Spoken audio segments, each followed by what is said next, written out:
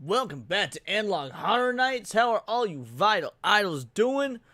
Well, we wrapped it up, man. We wrapped it up last week. We finished up, and so now we're starting a brand new series, Oakburn Opus. I've actually had this on my watch list for a while. It got to the point where I was genuinely considering not streaming this just because I wanted to watch it on my own.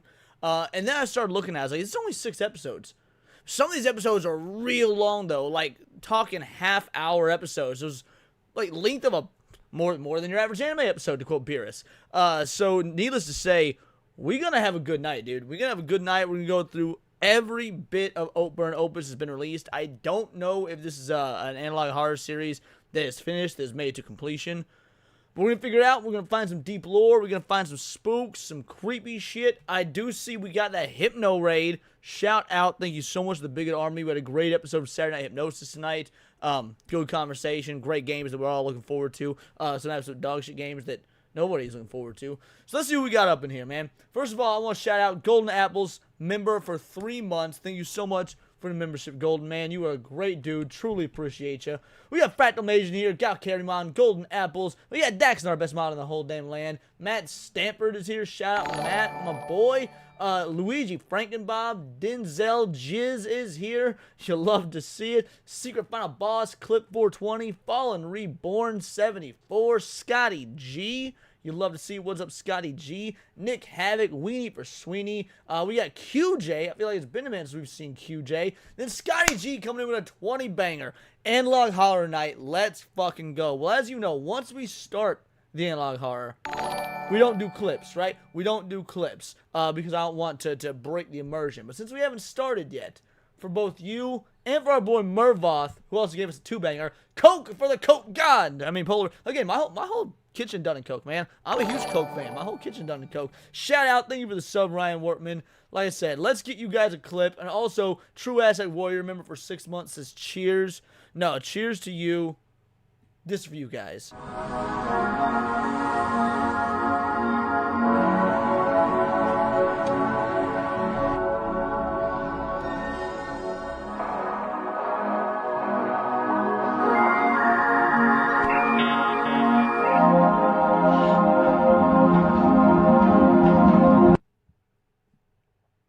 You'll love to see it. Again, truly appreciate it. I'll see Jake Martin here. My man with a plan, Zalozi. Sexy Sonia on Juna Main. Alrighty, crew.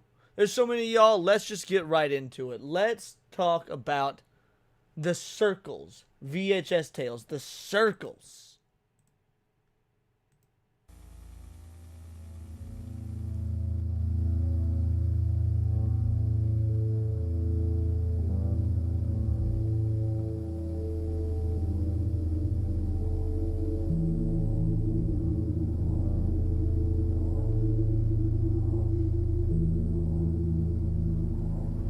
A very interesting way to start your analog horror.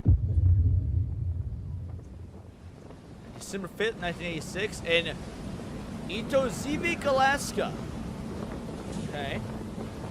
Ethan Astor, welcome to Isavik, the town where I live. What you're about to see in my hometown is haunting. We're not haunted by ghosts or monsters. By simple shapes. Oh, it's almost like Uzumaki. Yeah, the circles. Uzumaki was all swirls. You know, if they take some Junji Ito inspiration from this, that'd be awesome. They come every once in a while, and when they do, we evacuate the town.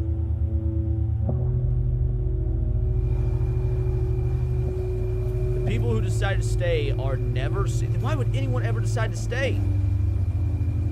They will come in 5 days. I'll stay here. Oh, we're getting some found footage of how homeboy got lost. The ball's on this guy. Astor's house, December 10th, 1986. Ethan, this is going too far. I no longer feel comfortable around you. You haven't spoken to me or left the basement for days now. By the time you read this, I'll be far away. Please seek help. Well, homie lost his wife.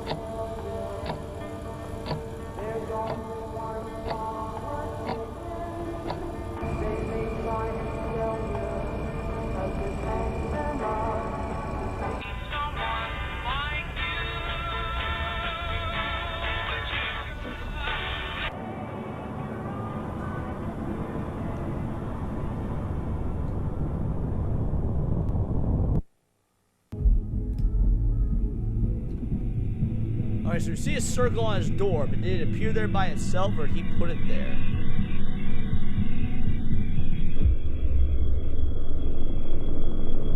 This dude obsessed. Hey, what up, lucky boy? Aerials in the sky.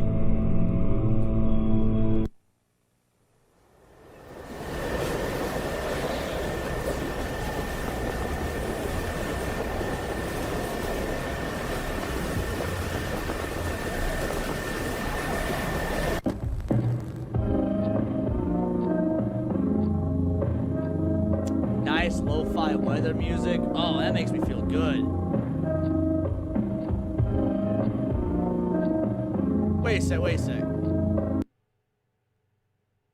Okay, maybe this is a VCR. It looks more like a DVD player than a VCR. So this is 86. All right. What was that? Okay, just a little blink of light.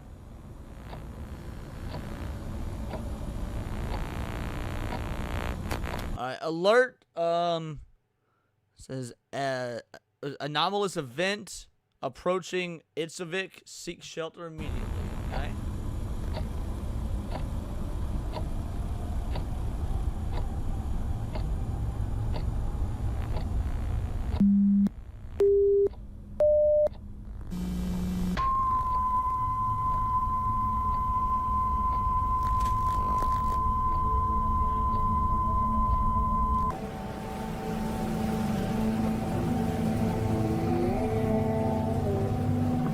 I really like the atmosphere so far.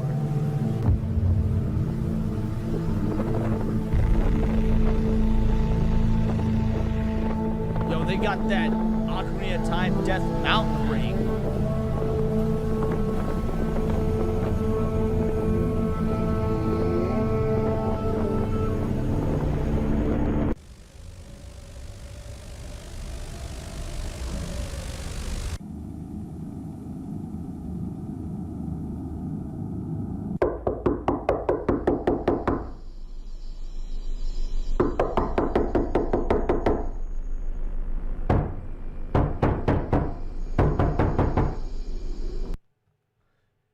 In a lot of these shots, we're seeing just normal mundane circles. Like in the shot of the living room with the TV, there was the clock. Here we've got like what looks to be some sort of maybe mirror or additional window.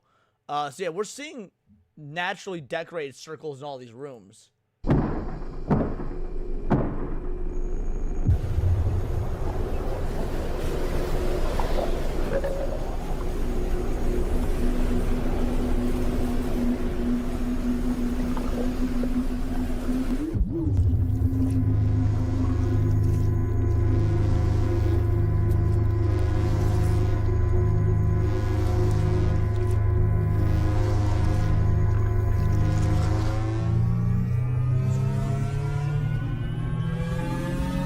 Yeah, so the circle cloud thing is a real rare weather event. I've heard that as well. I've never seen it in real life. Okay, so clock is going absolutely crazy. Again, another circular thing.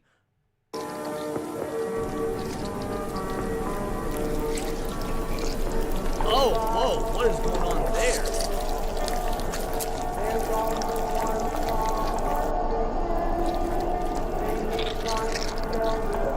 Sound effects are so gross.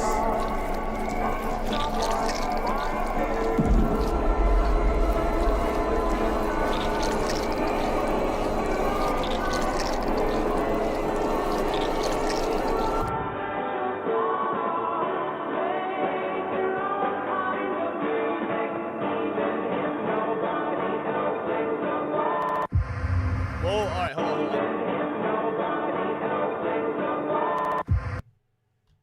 Alright, we'll go frame by frame.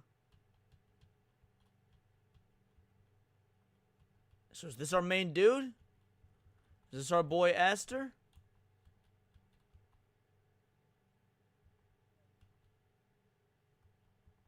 Flipping to red there. I wonder if that's indicative of... Okay.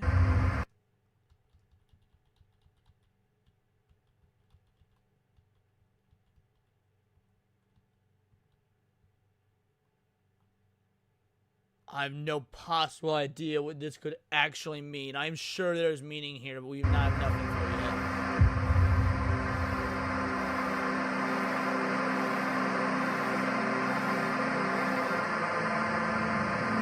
A cycle of destruction and rebirth. A curved line to events with no beginning. Whoa, hold on. You ain't gonna let that slip by me. What was that?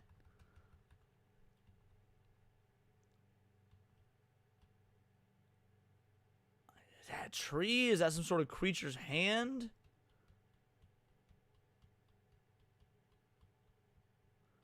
I mean, they said no monsters, but I got a feeling there's gonna be some monsters in this. Circling light and shadow. Time and space. Well, that was an eye. That was absolutely an eye. A line which can never be broken. Yeah, that was some... Okay, this is the eye of some sort of creature, so I think it's safe to think that other thing was a hand. So there is, in fact, going to be monsters in this. A line which has never been born. Yet it still exists.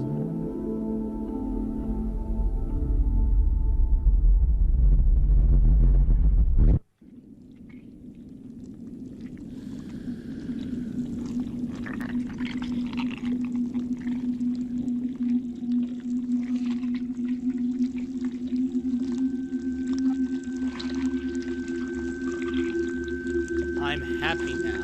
What the fuck? Dude, the audio design in this is... Oh, it's gross.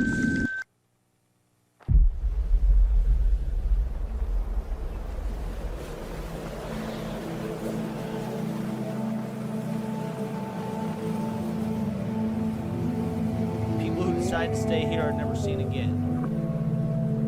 Some say they joined the circles. And now, I'm one of them.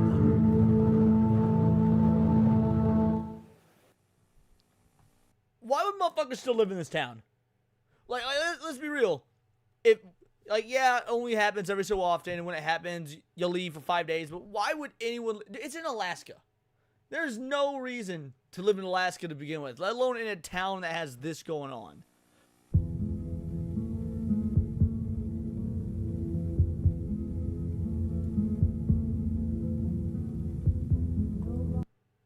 Alright, so we move on to...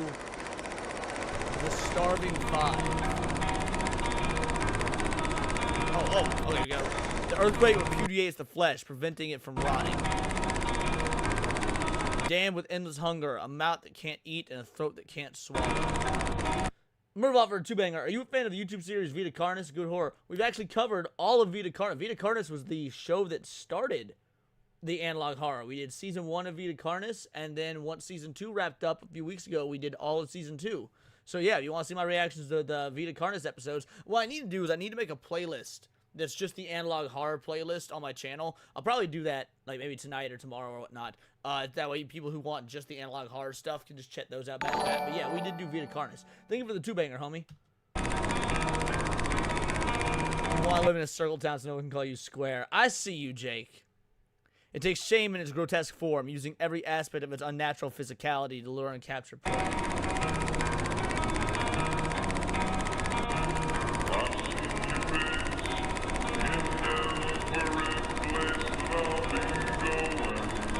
Objective to bring upon the decay of men's flesh and ego.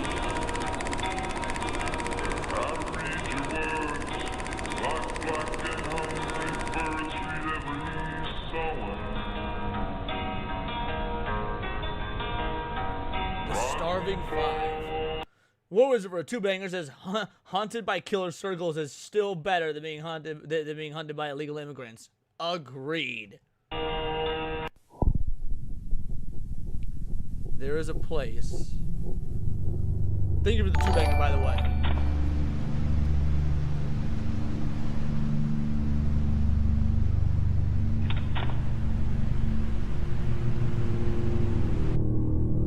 Of unforgiving cold.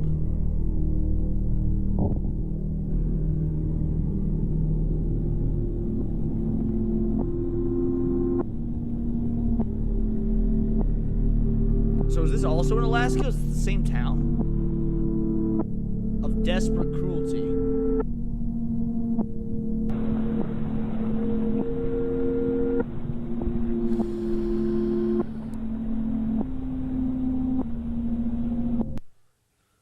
We are starving. The engine is dead. A flimsy wooden shelter keeps us away from the snow.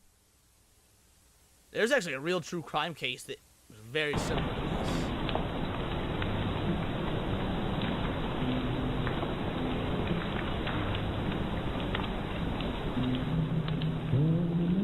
Heat escapes through the cracks. Our skin hardens.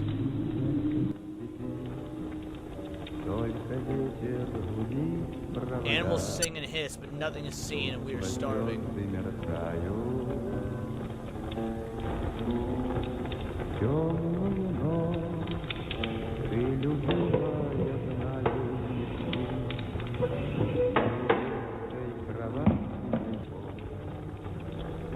This reminds me of the lighthouse.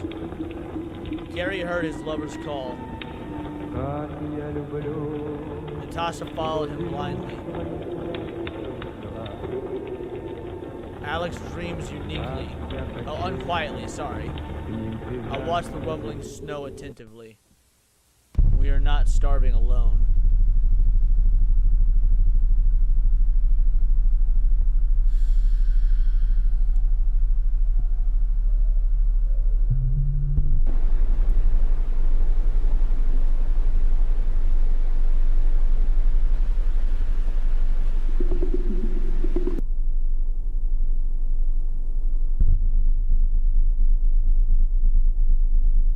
I'm seeing like a lot of antler. Whoa, what the? Okay, that's interesting. So I'm seeing like a lot of antler imagery and stuff, and they're out in the wilderness. It makes me, he says they're not alone. Talking about starving. I wonder if this is like allusions to a Wendigo.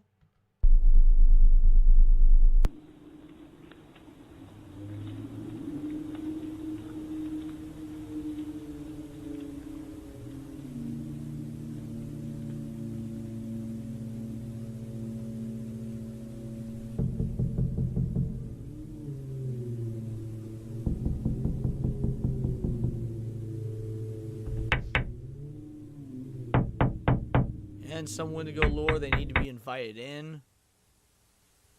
What the fuck was that?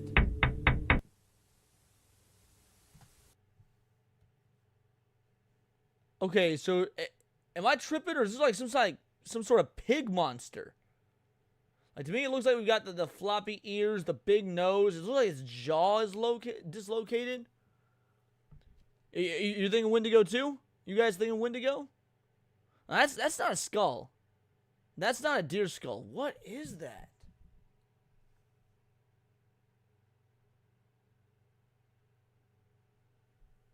Yeah, I'm thinking Wendigo.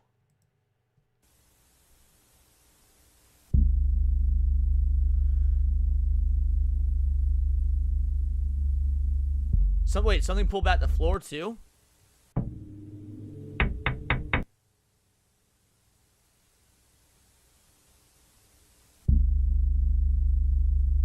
I didn't see that.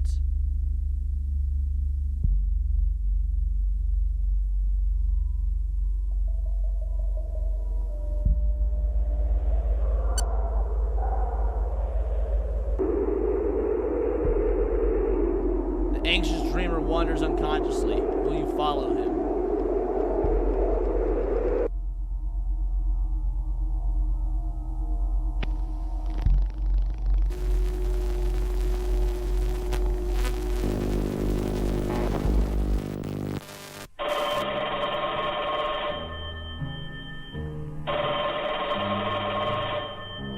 December 17th.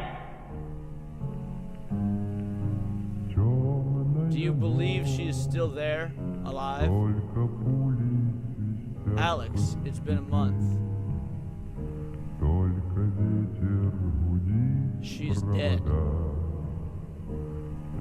The city is hostile. All it takes one detour. Oh. The city is hostile. All it takes is one detour. A miscalculated step and you're gone. But Gary still has, albeit naive, delusional hope that we can still find her. And who would dare take that away from him? Alright, so it's seeming almost like... I don't know if this is related in any way, shape, or form to the Circle event. I don't even know if we're in the same location. But some gal, maybe Gary's girlfriend or someone with a relation to him, is missing.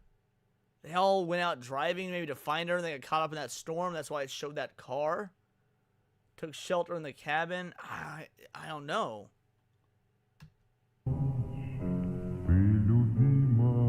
This is the least we can do. Okay, so yeah, it seems like they're gonna join him. Alright, I suppose we'll look for nothing and find nothing, and somehow that's supposed to numb the pain. Perhaps. People disappear and forgotten year after year, and everyone turns away because they fear the truth. Perhaps the mere attempt, even if redundant, to find truth can take us away from this melancholy. Tomorrow we'll never leave in the morning. Natasha will give us a ride. Tomorrow we will leave in the morning, and Natasha will give us a ride. Alright, Natasha's the one that blindly followed Gary out of the... Alright, so yeah, this was the setup to how they ended up in that cabin then, yes.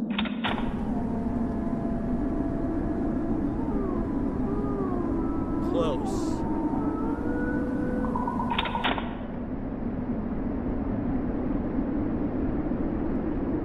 Closer.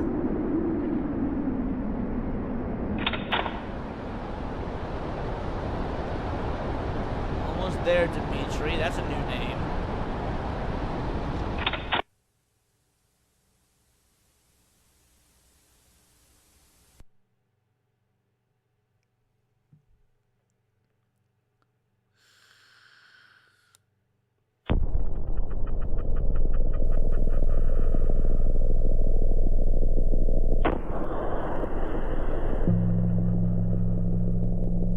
Gary heard his lover's call. Oh, right, okay. Gary heard his lover's call. That's right. So, yeah, he is out there looking for his lover. And Natasha followed blindly, if I recall. And Natasha followed him blindly. I wonder if Natasha got a thing for Gary. She's secretly out there hoping that they don't find his lover, and maybe Gary will move on and start shacking up with her.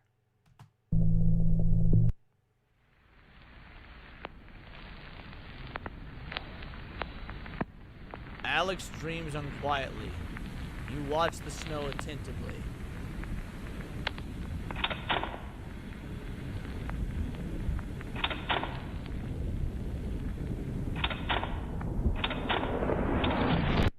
That wasn't the moon like I thought it was. That is a face.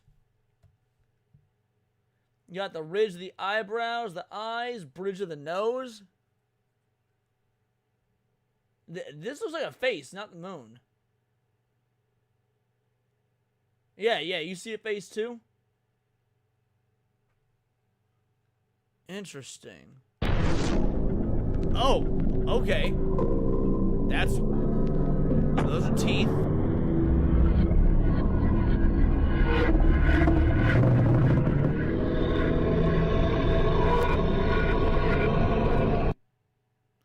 Fucking Cyclops monster?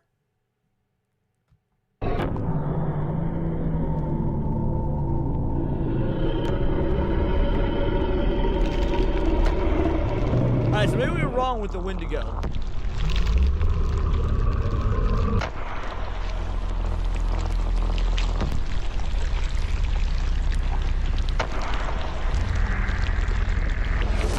Oh, no, three-headed Wendigo. Okay.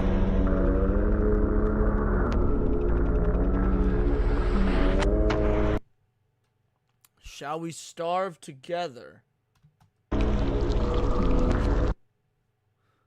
Alright, so this is all their names. Hold on.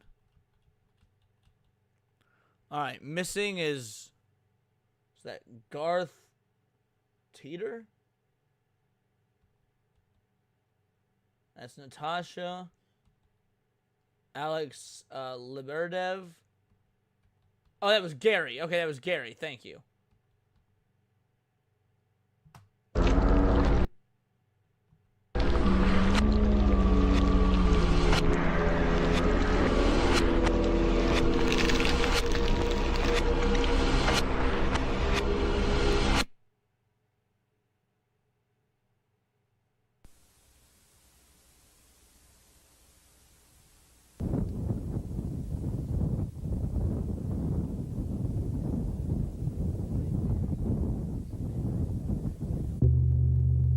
December 22nd.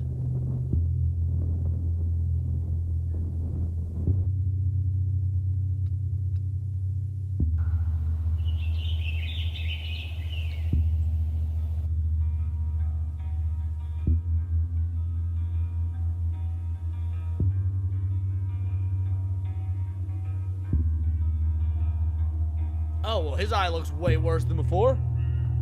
Where are my eyes? You won't starve alone. What the fuck is going on here? January 1st? I mean, again, in some Wendigo lore, Wendigo can't enter unless invited, similar to a vampire. Other times, it doesn't matter. That's assuming this is some sort of Wendigo monstrosity.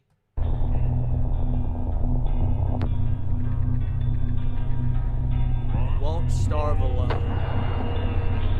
Let me go. Jesus Christ, how long is he there? January 29th? February 24th?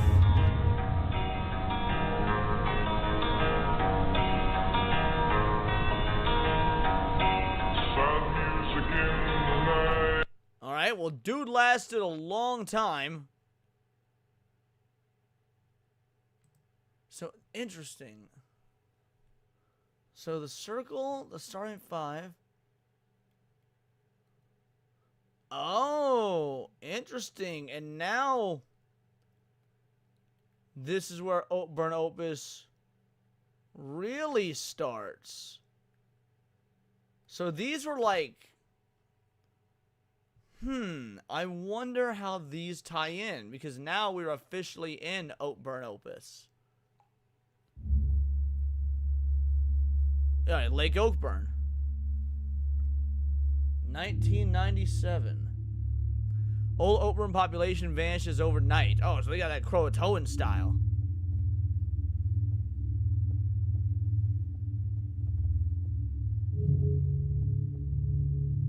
2024. Classified information from Oakburn case is leaked by anonymous sources.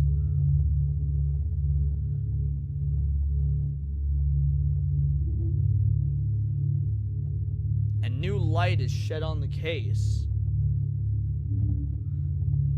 which branches into countless theories, hypotheses, and discussions. The following images are based on the manuscript's findings belonging to an anonymous inhabitant and restored cassette tape depicting the phenomena.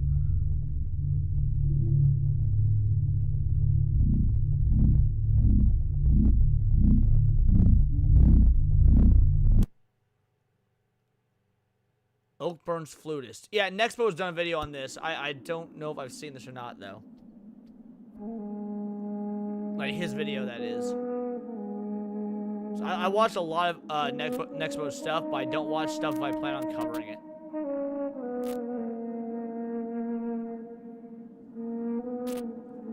One cold morning, the outsiders stumbled upon our gates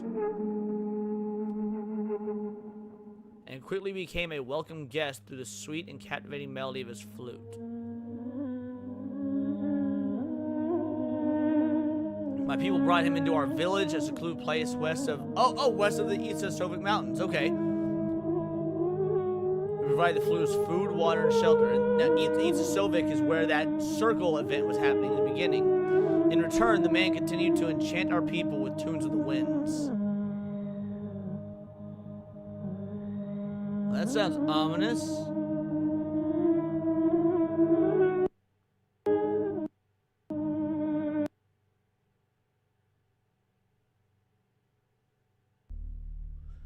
The children adored him, moved by the melodic blow. Men and women respected him for the great entertainment and happiness provided by the blue flute. I think that's supposed to be blue. To the most humble folk, the flutist won a something form of art. Was a something form of art.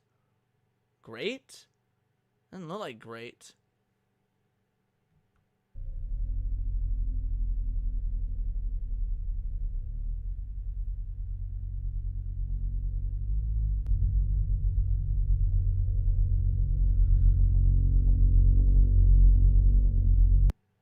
more circles. And the buffering is my internet. It seems like it's attached to this video or to this story.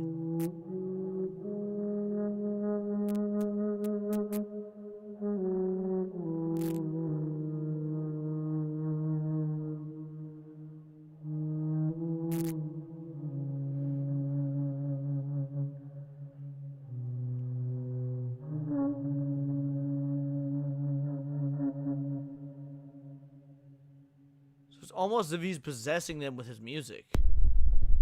He hid them under the veil of reality.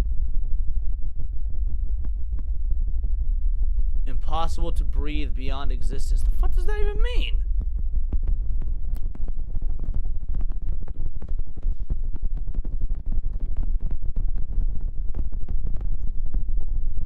Keep looking. Do not follow the melody. Okay, so yeah, the flutist is not a good dude. I didn't think he was. Anytime a mysterious stranger shows up in town with some bard-like intentions. He adapted to our customs, ate and drank from our kitchen, hummed our chants, and honored our altars without ever voicing a single thought. So dude's a silent protag? Flutist used the wind as his words and melodies on his speech.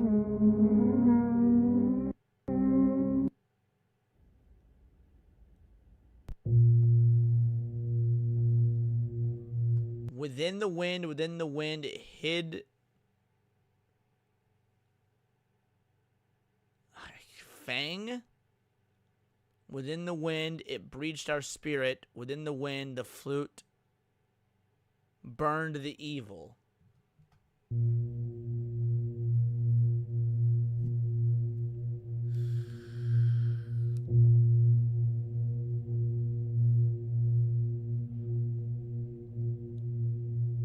Evidence 1, handwritten records, author unknown, recovered by Martha Astor, 2002. Alright, so in that first part, with the circles, Martha Astor was the woman that left our main dude who decided to stay in his home. So she leaves, and I guess at some point comes back and recovers this?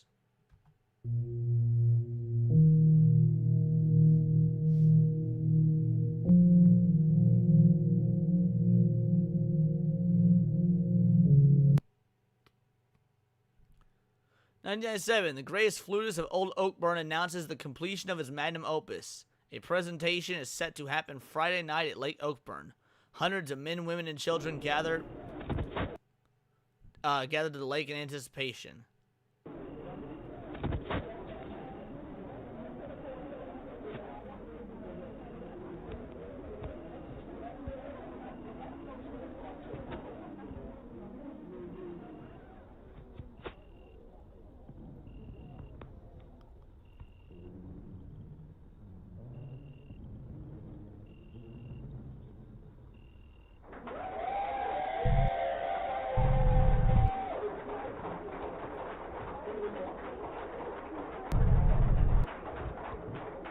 Keeps jumping to that altar. I mean, that's the best I can describe this as an altar.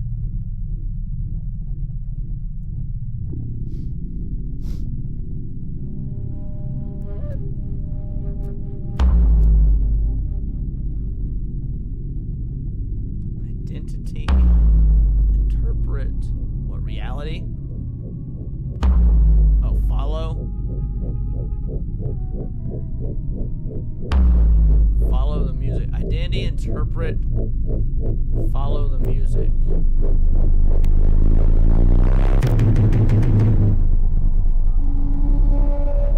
Yeah, very Los Illuminados. I agree. Very Los Illuminados.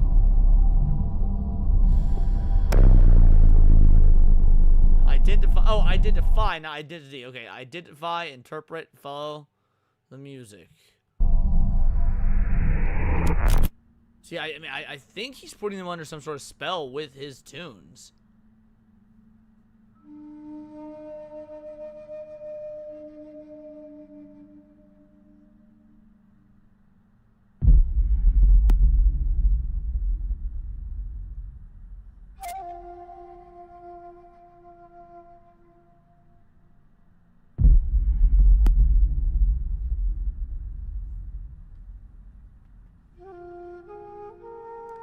Alright, so that's the Isavik Police Department. I assume they're being sent in to investigate.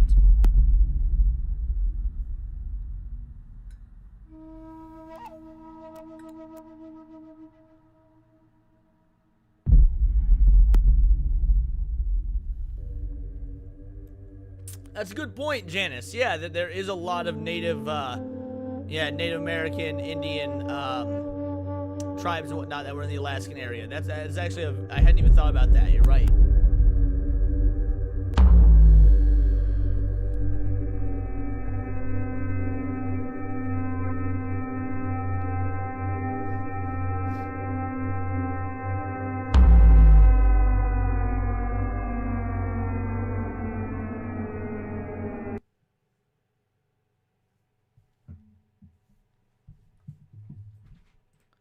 Shout out to all 133 of you watching live right now.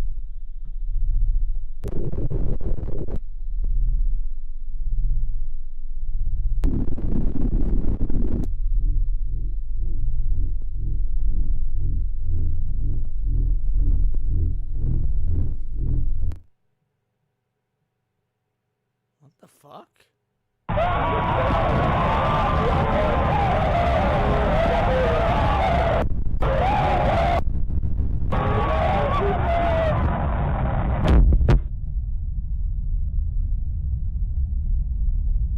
Okay.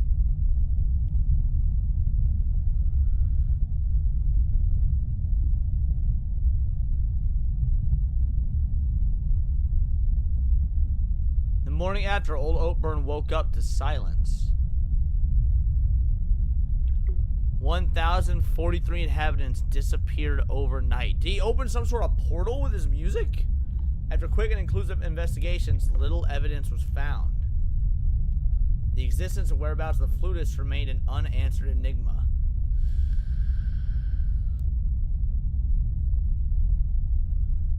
Until 2003. The search for old Oakburn's population continued. Okay, so we've got answers, but we have no idea where they went.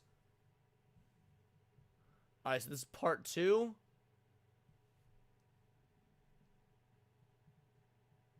A flute tube to another realm. I think you meant tune, but yeah.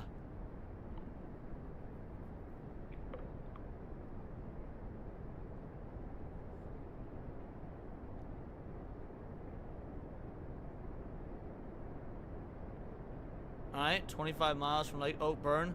The Lebedev residence. Okay, so one of the last names of one of the starving 5 was also Lebedev. So this is either him or some sort of relative, somehow connected to one of the starving 5.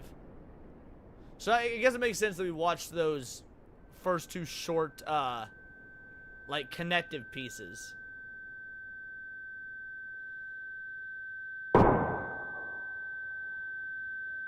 Oh, he...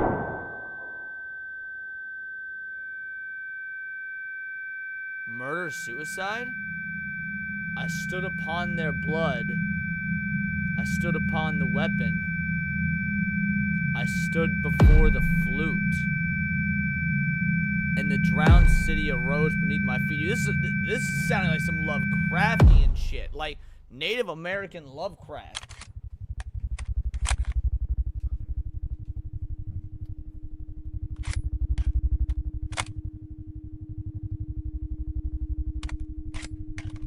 Voice under the veil commands.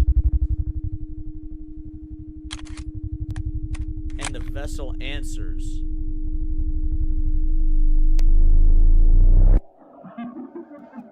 Yeah, the Lebedev murders.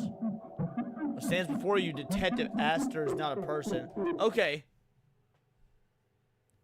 So I assume Detective Astor is Marsha Astor, the gal that was not going to stick around when Homeboy was going to investigate the circles. So I exist incarcerated in a vessel of the arcane. I will enter your feeble sense of justice, and I will share with you my entertain your feeble sense of justice and share with you my tale.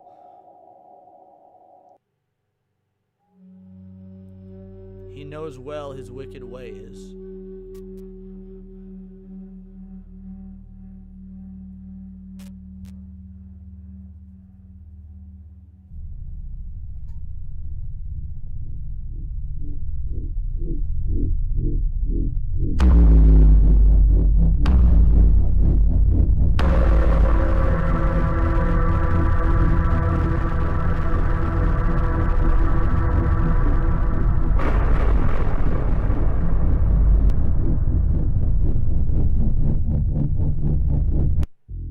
Yo, what up, Data?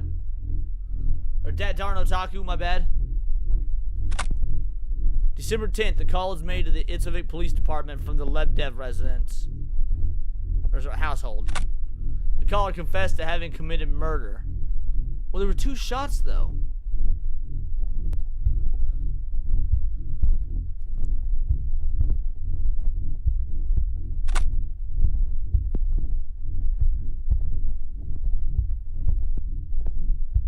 Jackson and Oliver Lebdev were dead. Their bodies aligned in the dark room.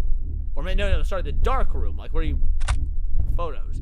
The Lebdev brothers, naturalist photographers of Itzavik, searched to capture the empty landscape of the mountains.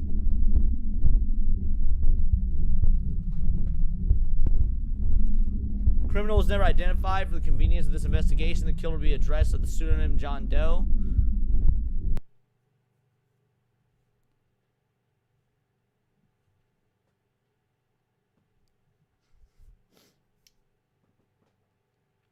A timeline based on the interrogation of interrogatory of John Doe, conducted and recorded by Detective. All right, so yeah, Martha Astor's the detective.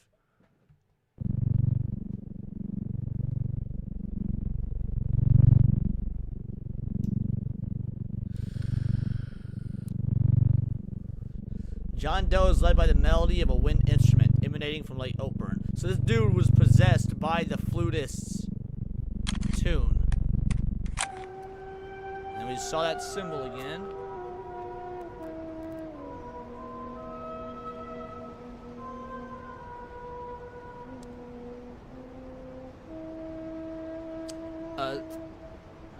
Segment 1, conditioning.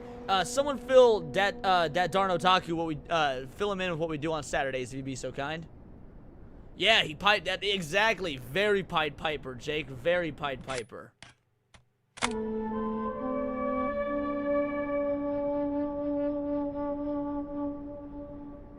Old magic customs were satanic rituals disguised as native culture. For instance, the ritual that was used for recognition in Japanese Emperor was actually a satanic ritual. From the very first moment the flute touched my mind, it was sure to have been struck by something otherworldly roaming the depths of the lake.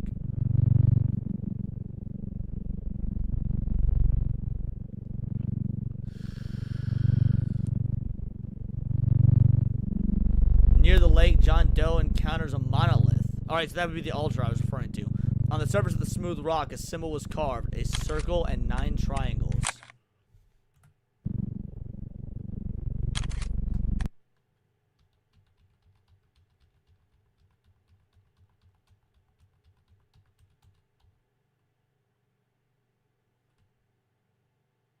Wouldn't it be 1 triangle and 9 circles?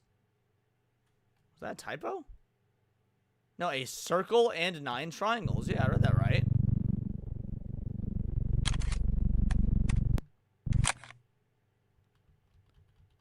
Guys, this doesn't look like a circle and 9 triangles. This looks like a triangle and 9 circles.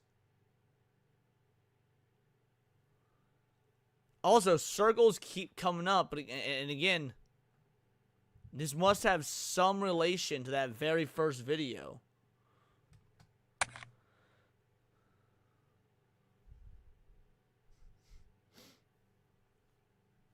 Yeah, intentional typo is what I'm thinking as well. I witnessed in clear and inscrutable reason the flute and the man. They taught me wisdom from the bottom of the lake, the drowned city, and the millions who rest there. He raised me in that instant as a vessel.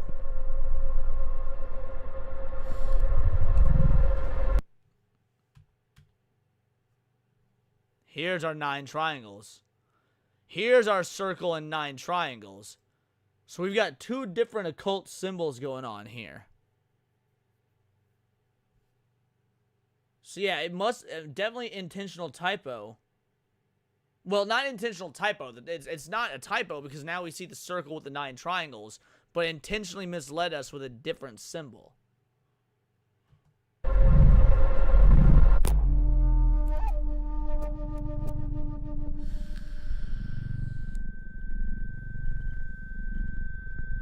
The emblem etched upon the rock, the beautifully profane assortment of circular and 9 triangles, suddenly gleamed in crimson hue.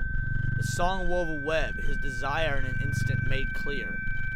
In the flute, I discerned the will of expansion, which I was to provide. What is this extra symbol? After the encounter, John wanders the mountain for 5 days. Now, the circle event that happens in Eatsavik, Alaska, also lasts for 5 days. Allegedly in a deranged state of mind. Yo, I wonder if people who experience the circle event are susceptible to the control of the flute. That's my guess right now. Yeah, whoever experiences or witnesses the circle event in Itzavik are susceptible to the flute. I have no idea. That's just a guess.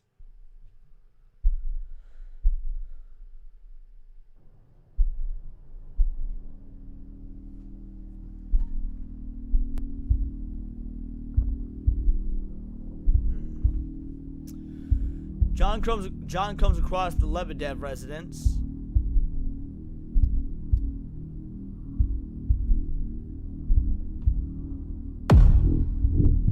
So that's him with the flutist. And it looks like he got a pickaxe, but we heard a gunshot is the reason for deaths.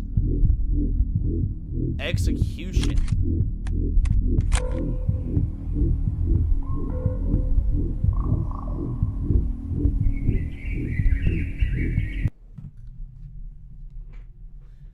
It is common for many inhabitants of remote areas and hidden places to forget their front doors unlocked, a naive custom often conditioned by the emptiness surrounding it.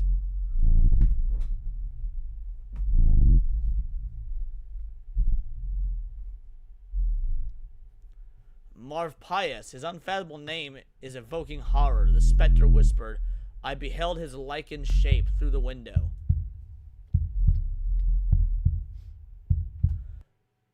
So let's go back to the Starving Five for a moment. Not Wendigo. I don't think the Starving Five had to do with the Wendigo. Because we're seeing the antlers and things like that of the flutist. I think the Starving Five has something to do with the flutist somehow.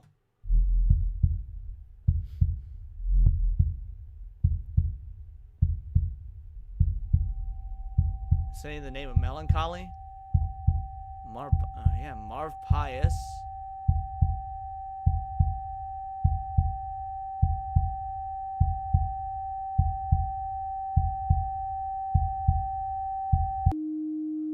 And from the profane blood touched Marv Pius' fangs, I cut their eyes open in the dark room. Jesus Christ. Alright, wait. So circle with 9 triangles, but this one looks different than the one that was carved into the stone. 11:42. John Doe furtively strikes the Leadbed brothers. Jackson takes the pickaxe, hit to the thigh, snapping the femur and is left debilitated. Oliver drags Jackson to the dark room at gunpoint upon performing a suboptimal tourniquet.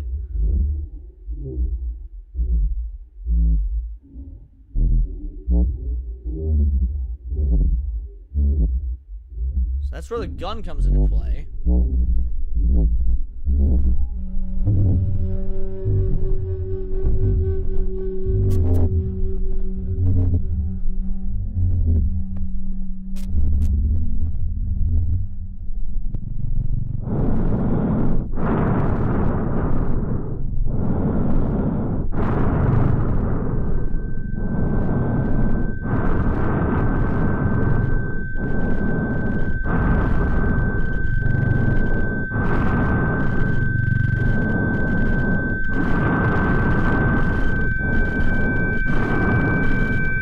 Lebdev, time of death, 12:07.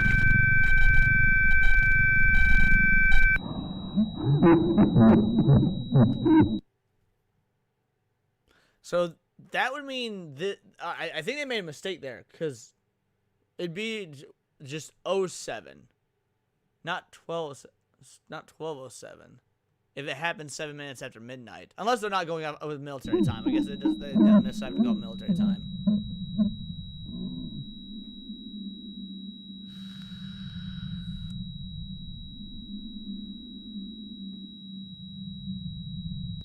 Oh, let's watch that again. Okay, all right.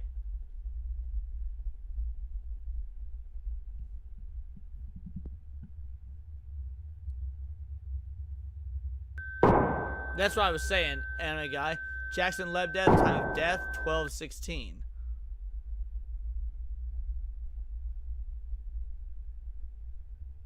And there's that symbol again. Yeah, 12 would be noon, but they mentioned this was at night. So yeah, I just assumed they were trying to use military time, and they got it wrong. But no, they probably just didn't put AM or PM.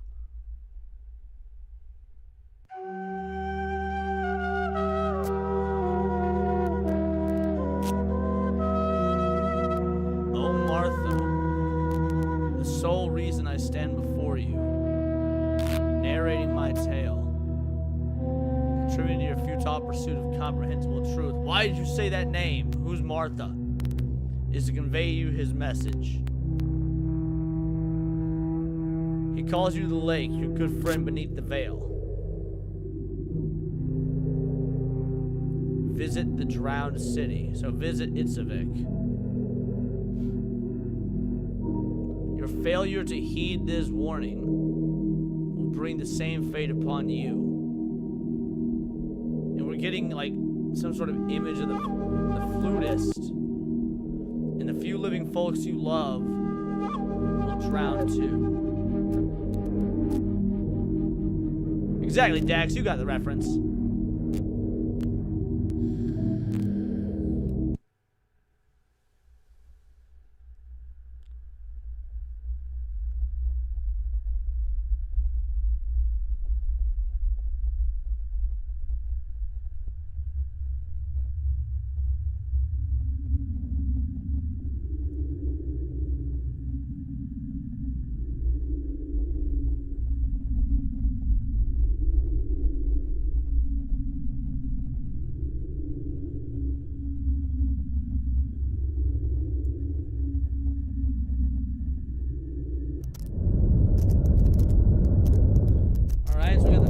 Standing in the corner is what it seems like.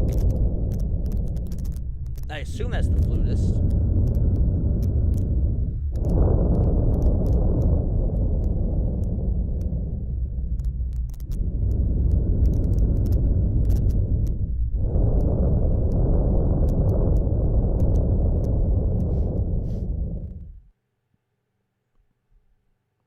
With multiple arms, okay. So he's got to be some sort of otherworldly creature, right? This is not just a dude.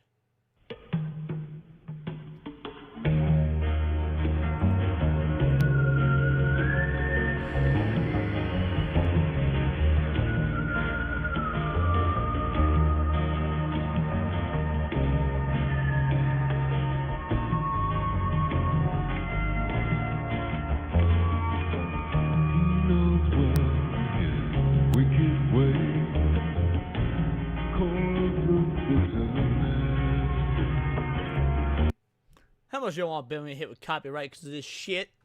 No, the music works. It works. In defiance of John's alleged method of murder, the bodies of Jackson and Oliver were found in contradictory conditions. Agents at the scene first observed vascular marbling, skin discoloration, and bloating in the bodies. But then where did the gunshots come from? Because like we saw the image of him coming at him with the pickaxe, so where did the gunshots come from? An autopsy analysis reveals pulmonary injury, insinuating that drowning was the cause of death.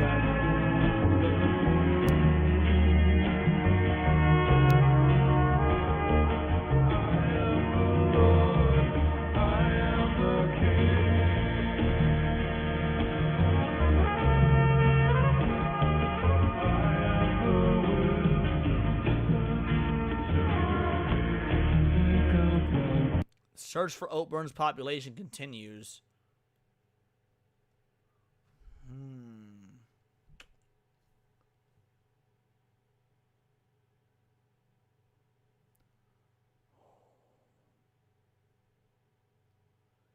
So we got 2 episodes left. One that's 21 minutes and one that's basically 37 minutes. So here's what we're going to do.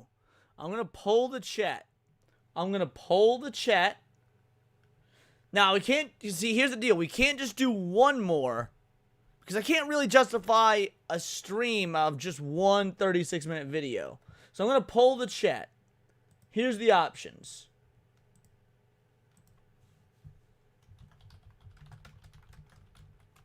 I'm going to finish it all tonight.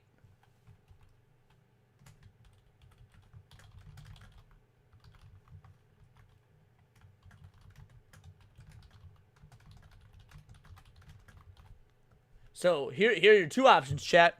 We can finish the last 2 episodes tonight. We can do it, because that'll take us another hour at least, which I'm A-okay with. I'm down. We can do another hour at least. Or we can raid Zach's and finish it next week. I don't mind either way. It depends on what y'all prefer. Cast your votes. There's 122 of you watching right now. Yeah, it's looking pretty definitive. Looking a whole lot like we finished it all night, which, again, I'm A-okay with. I am truly curious. Hey, shout out Juan Carlos Perez Matut Mendez Segundo de Sevilla. Yeah, we're finishing it all night, baby. We're finishing it all night. I'll end the poll now. That was overwhelming. 16 votes. That was overwhelming. All right, crew. We in for the long haul. Let's go.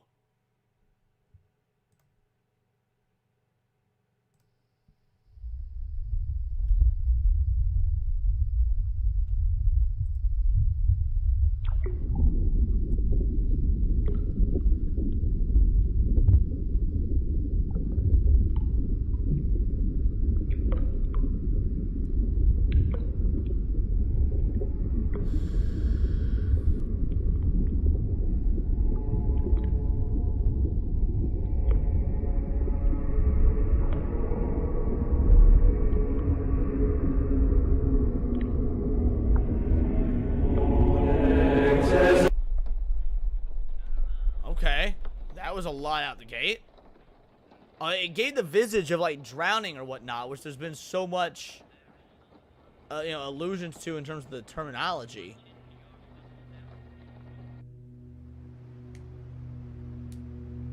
The land remains still, accursed by a tragic silence for over 5 years. So 5 days for the circle thing, 5 years for this. Old Oakburn, a village hidden between barren mountains and white woods, in its heart, the depths of the lake.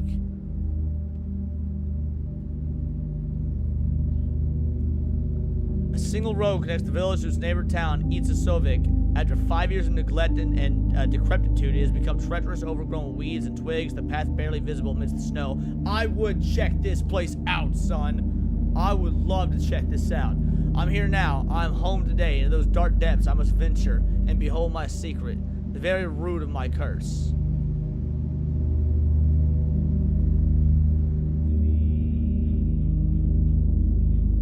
These waters go much deeper.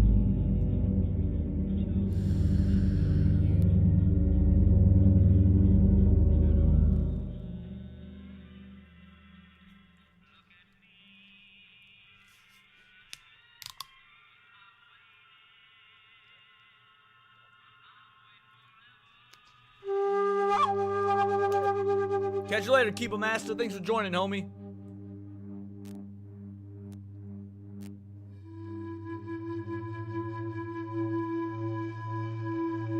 The change in production value and style is very interesting here. I wonder if that means anything.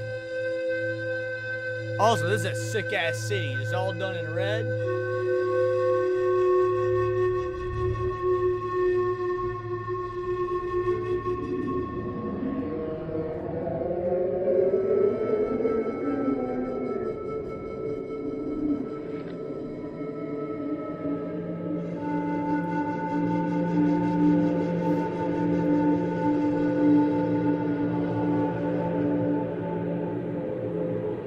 Yeah, very Silent Hill-esque. I agree. Very Silent Hill-esque. thinking about the whole 9 triangles and a circle thing, and it's been alluding to Euler's circle, or a 9-point circle, which is significant in sacred geometry, kind of mathematically esoteric. Interesting. Basically, it represents the harmonious unity of the diverse, let me pause this. The harmonious university of the diverse triangle components within a single perfect circle. Alright. Give me one second, maybe it's something I missed during the title card when I was reading that. Okay, yeah, we had some sort of symbol there.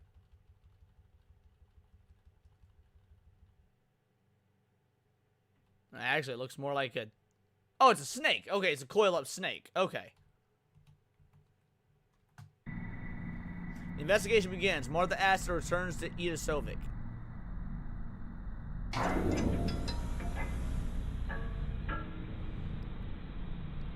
For now, all evidence collected from the 1997 phenomenon is abstract, frantic, ambiguous, and reveals the arcane nature of the case. Manuscript findings, diaries, newspaper entries, cassette tape depicting the magnum opus. In some of these samples, one notices a strange constant. I believe you have found a promising clue, a line of investigation that will lead me to the truth. Or perhaps condemn me to the most horrible perversity. A monolith raised in the woods that surrounded the lake.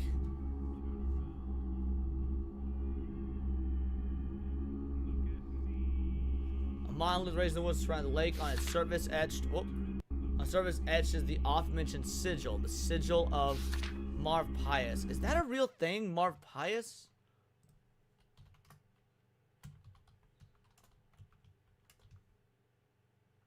Spell that right? Oh, no, not looking into it. Okay, so it was made just for this. The moment it said red, okay, so it's made just for this. Crumbly covered in moss and stained with moisture, the stone, however, reveals a more intriguing nature when analyzed in depth.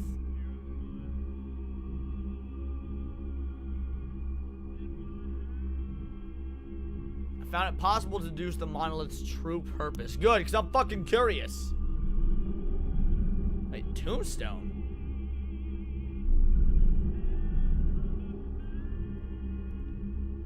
For the monolith, they were likely to find the entrance of a tomb.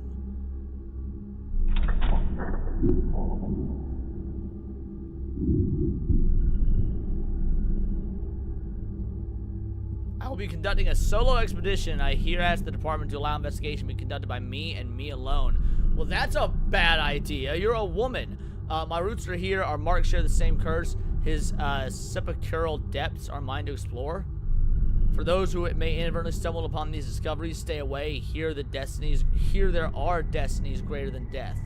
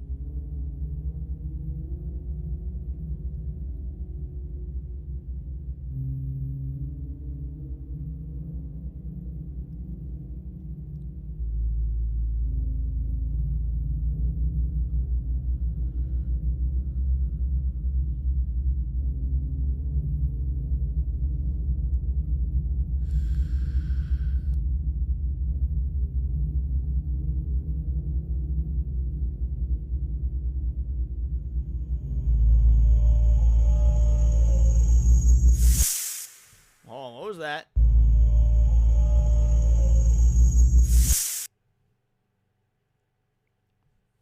Falling leaves? Oh, no. Okay, this is the serpent. This is the serpent. So you've got the outline of its head. You've got the slit eyes. And then it's coiling up. All right, so we're looking at the serpent. Got it. Necropolis.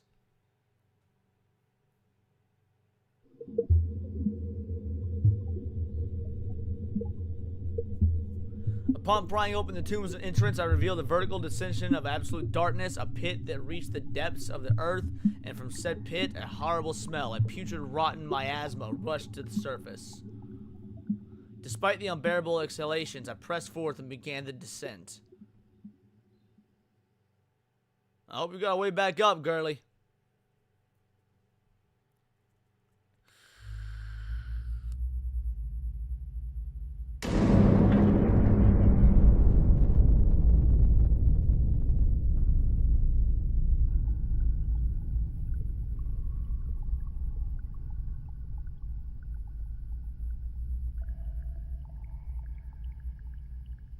Yeah, no kidding, Dax.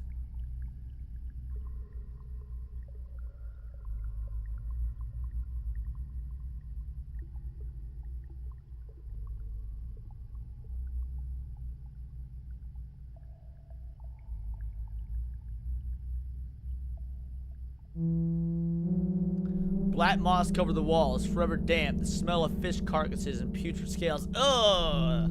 I don't like that. Disappearing into the ossuary, a gentle walk to cursed ruins.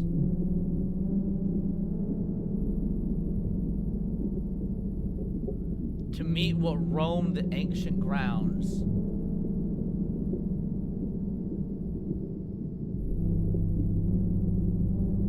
Our sigils burned in proximity. The pungent abyss of the mortuary dragged me to secrets long forgotten, to disrupt knowledge better left unseen. A terrible familiarity repressed memories of times of wrath afflicted me in short flashes.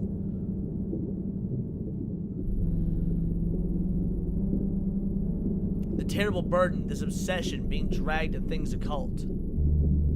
Ethan. Was this how you felt? So, was the male Aster the one who locked himself away for the circle event at the beginning? Was his first name Ethan? Is that who she's referring to? Was Ethan Aster the male from the very first video? Because it would make sense if that's who she's referring to. Otherwise, Ethan's a new name. A Fallen Reborn says yes. Okay, gotcha.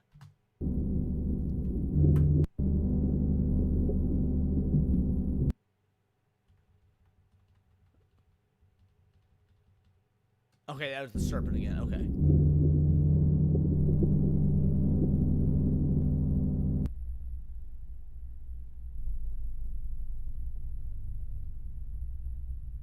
Yo, what the fuck?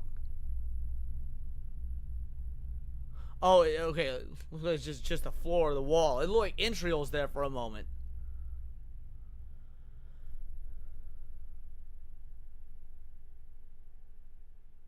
What the fuck is that? Behold my necropolis.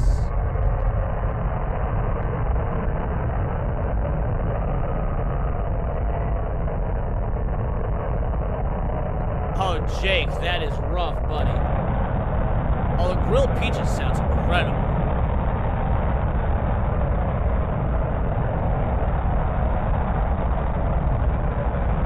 Yes, red does mean bad.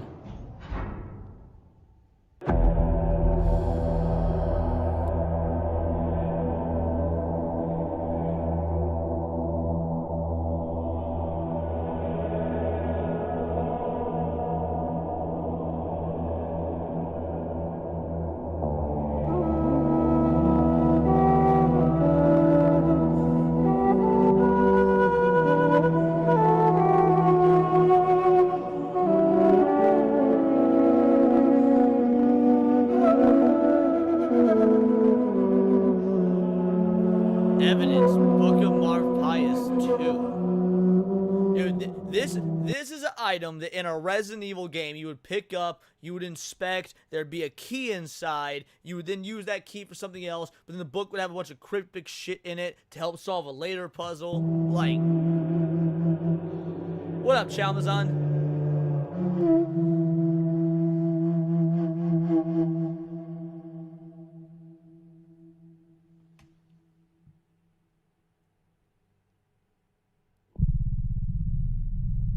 Dax, that's funny.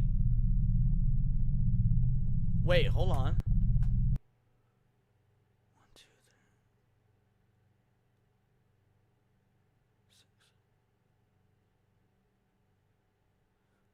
3. Those like 30 circles?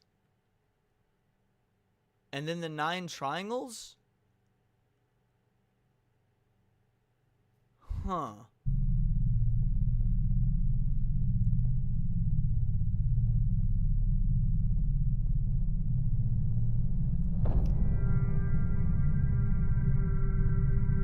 Wait, what?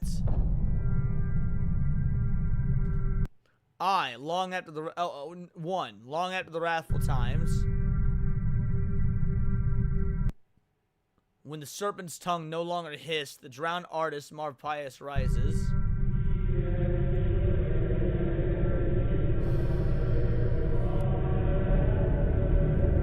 Maybe I'm dumb. I didn't realize until now that Marv Pius was the flutist. I thought the flutist was like an envoy or an emissary for Marv Pius. I didn't realize they were one and the same.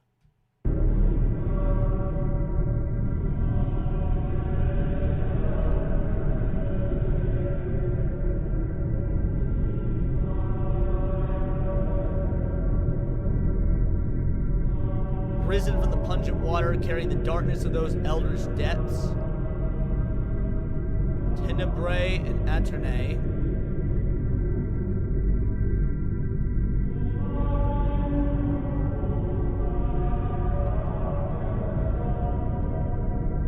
Different face of the same being. A burning ember boils within the dark fire.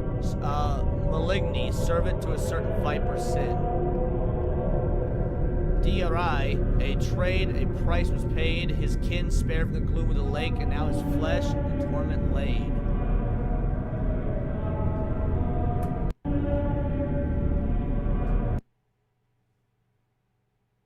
What's going on with this right here? It looks like a face split in half. Are these maybe the 2 brothers?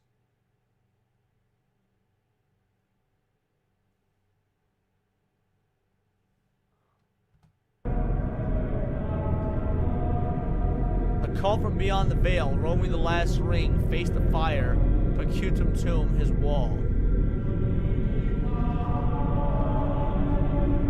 Marv Pius ascended the mountain's height, forever white and glamorous, seeking the land of light. The city of snow, where once 2 miracles were born from divine glow. The people of the city, before an orange sunrise, would soon regret their pity.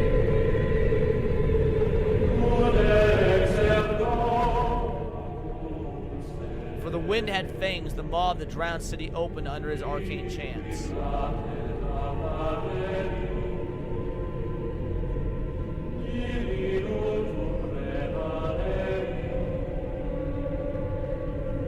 To swallow the accursed soil, roar the fire from the 9 circles, and let the water boil. To swallow the accursed soil. So I would imagine the accursed soil would be the soil in which this tomb was found. And he will drown them, add Tenebrae into the drowned city, the gloom of the lake, and forever breathing necropolis.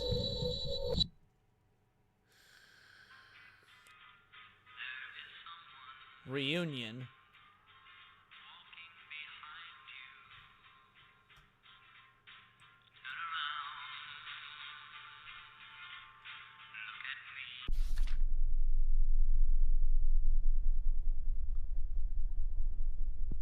Arcane chants. Okay, so this is what we just read.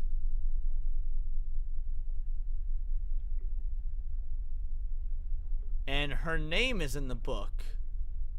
That's ominous. Will you behold me? Sounds like Catholic chanting and hell is below the water. That's an interesting theory. Turn to me. Thou shalt hear the serpent utter through the brother's mouth. Yeah, you know what? The serpent, you know, symbol of Lucifer. Catholic chanting. I don't know about that hell being below water stuff. I'm not knowledgeable enough to know that.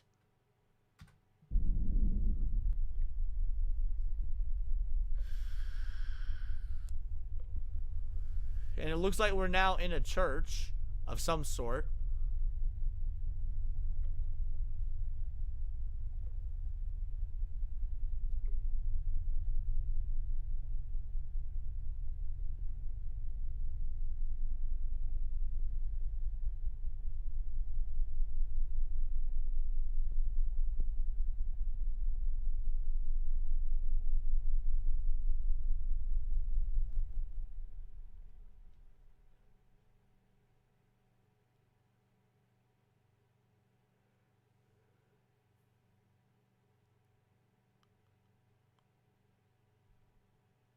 So yeah, these look like serpent scales.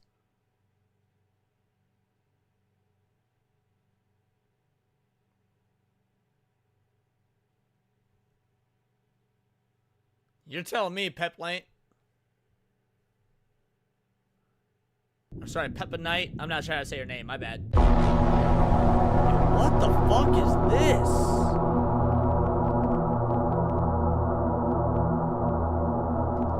They mentioned soil and 9 circles, so wouldn't the triangle symbol with the 9 circles be its representation?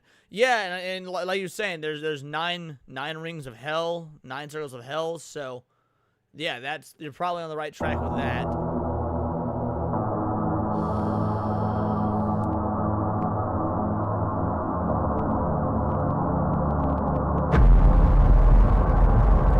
I was thinking about the 9 triangles again. 27 sides of the sacred circle. I had to Google some hippy-dippy numerology shit. The number 27 often symbolizes compassion, humanitarianism, and intelligence, acting as a teacher number in numerology. The signals in the end of the cycle. So it's interesting that the number is 27, because here's my thought, right? Earlier when it showed all those circles with the triangles in it, I said there was 30.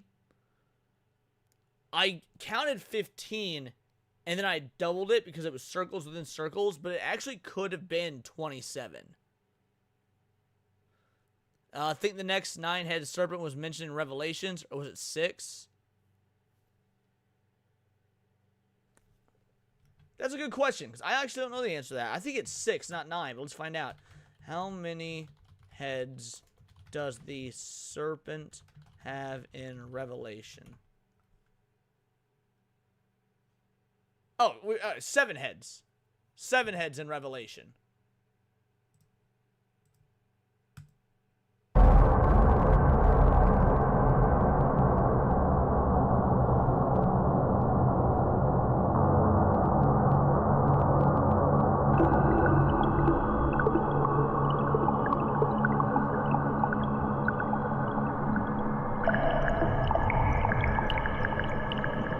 What kind of creature is this?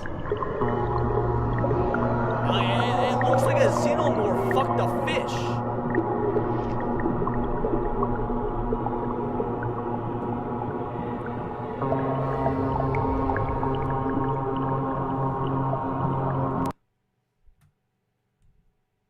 It's for all my Zelda fans out there, right? For all my Zelda fans. Link a bit of a fish fucker, right? Link a bit of a fish fucker. If you play Breath of the Wild, you know that he had a thing for Mifa. If the Zora in The Legend of Zelda looked like this, you would not be sticking your dick in it.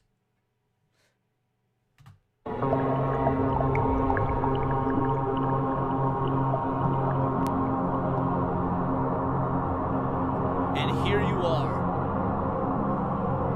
entrapped within my shadow.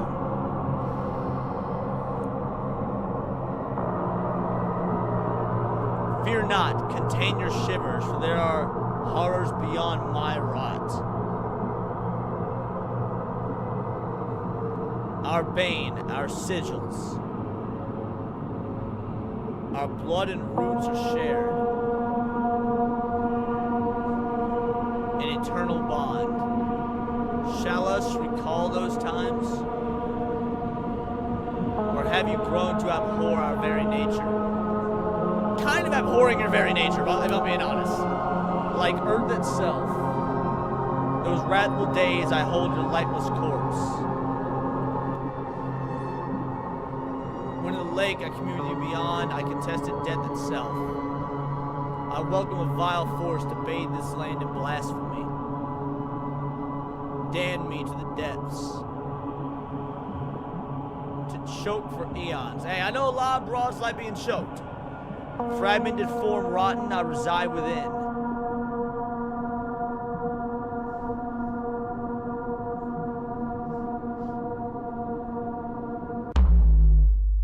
Whoa, hold on. There was words there. What did that say?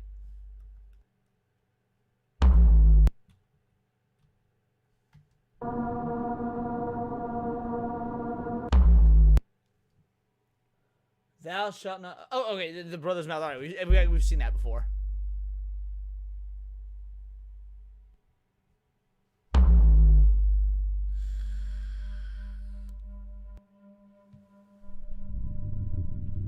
In my dead throat shall cast upon this earth the fires of 9 circles. To the land that plunged me into the darkest pits. To blazing marble. To the drowned city so below. And those who skin the lungs of mine, goddamn, will scream into the void. This is really interesting because it feels like it's mixing a lot of different religious aspects, right? Because it was very Native American at the beginning. Now we've got a whole lot of this Catholicism stuff. Plus, there's like a hint of Lovecraftian ideas to it. For eons far beyond the name of the name of that beast, the beast that sung.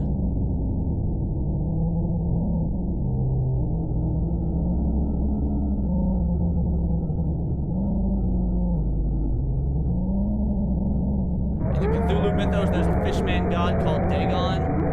Yes, I didn't know that. Oh, hold on. What was that little glitch there?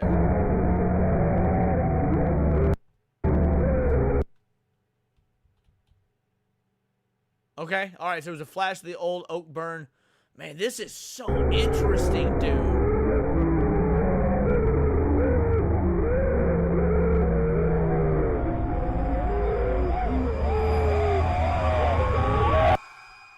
And those were the sounds of the screaming souls from the tape recording of the Magnum Opus.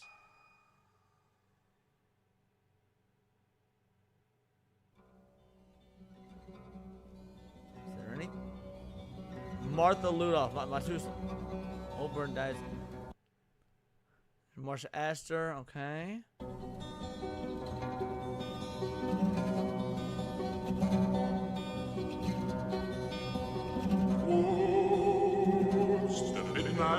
Martha Astor's findings were recovered in mid-2010 and remain classified until 2024.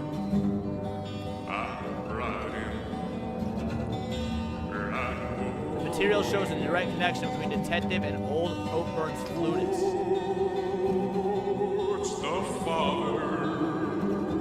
While also creating doubt on Astor's true identity.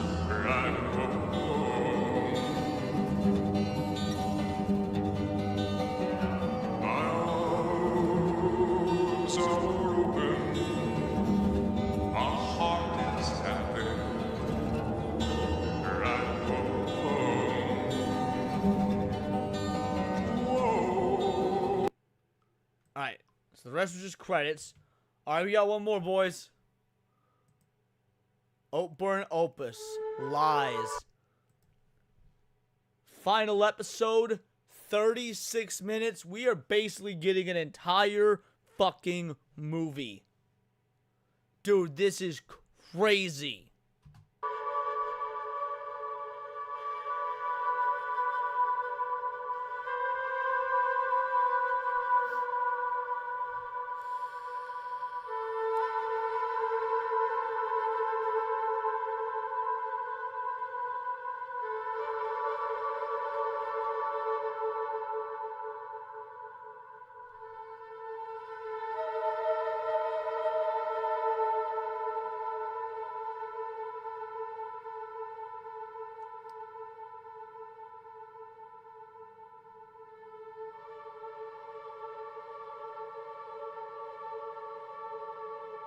Those look like thrones. What do you wager? I might win him yet. If you give me your permission first, I'll lead him gentle with you on the road I set.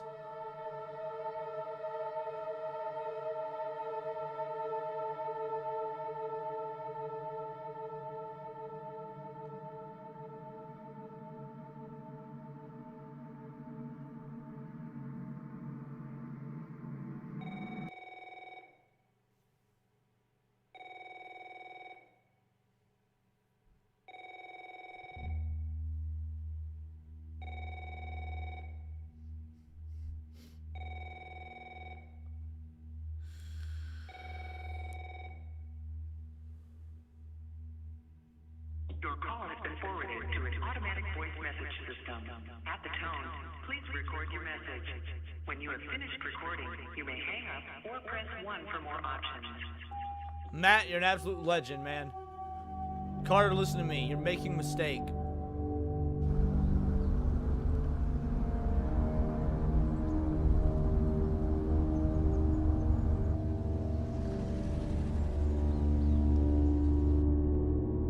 Talk to me. Don't you dare turn away. Don't you dare listen to him. I told you I'm working on it. For God's sake, Carter, answer the phone.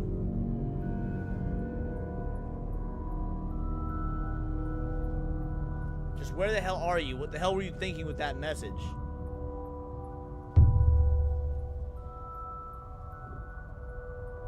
Stay away, Anthony. Please, don't follow the melody.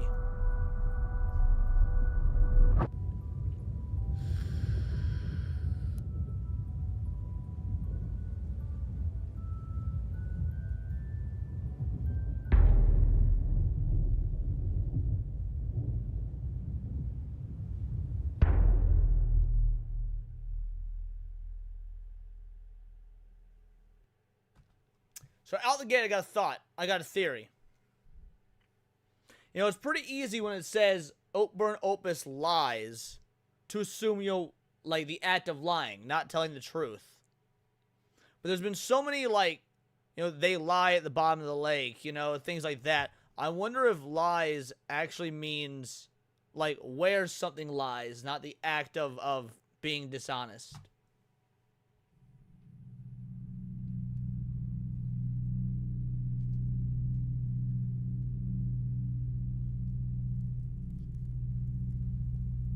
I don't know, by the way. I'm just guessing based on just some of the terminology used prior.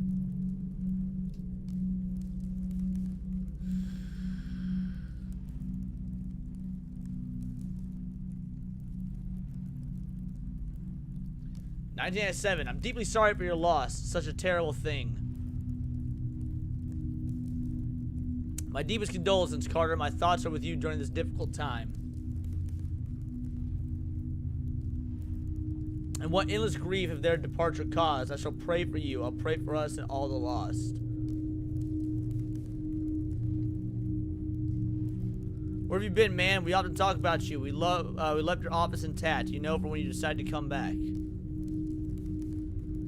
Time heals all wounds, Anthony. You ought to hold on tight.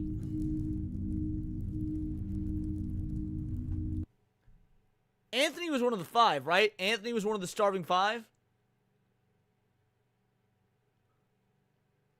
I'm pretty sure Anthony was one of the starving 5. He was? Okay. December 3rd, 2003. Time didn't heal a thing. Oh, we about to hear someone just liquidate their existence, bro. Oh, yeah, so this would be the starving 5, I would imagine. We got 5 headstones here. All 1,043 residents of Old Oakburn disappeared overnight.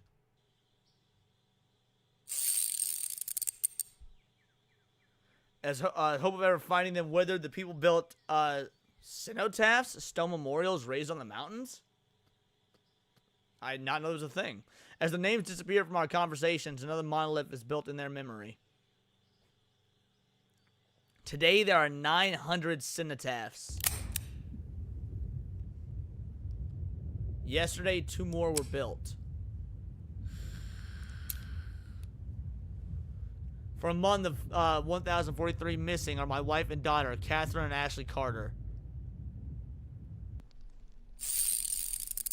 As hope faded, people turned to their own illusions and conformity.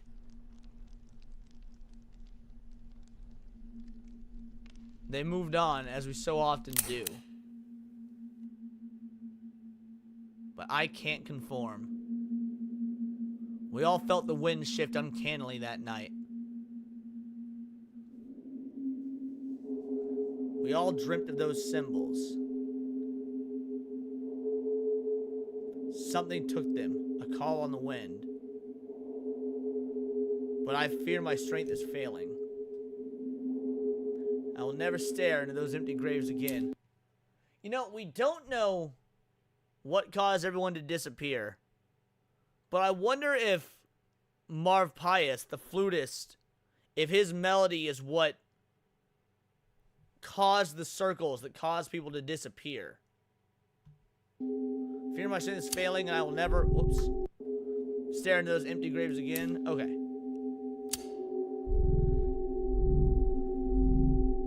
See the Father. He grieves and withers, his mind a fiery sun. As he seeks a spirit of death, thunders draw close. Close. And a shadow halts at the door.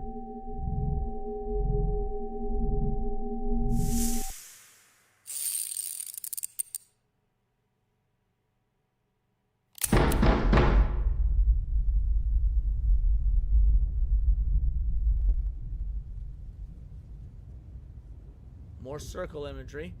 A shadow came by. A box was left at the door.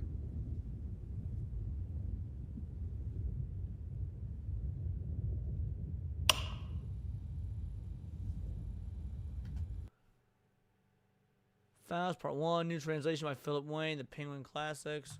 Inside a tape and a letter with no signature.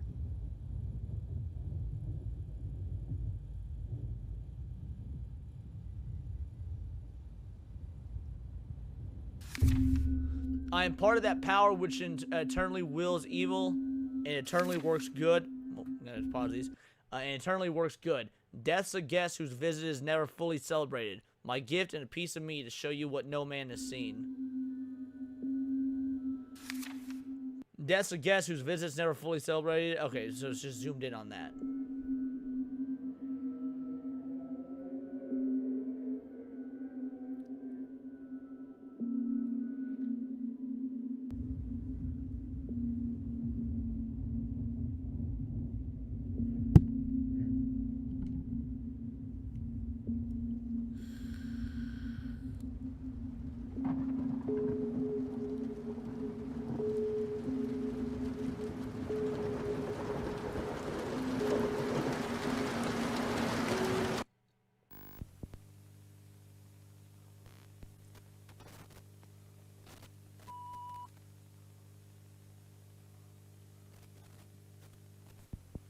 Oh, that's an interesting thought.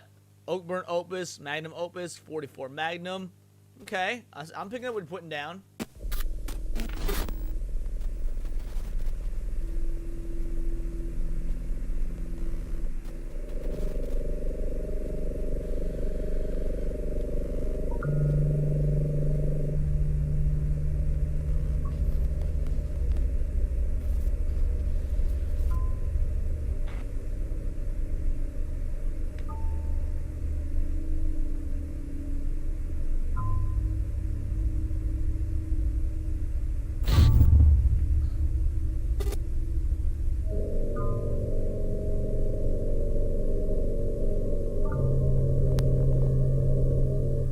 Wager that's very Catholic? I don't know.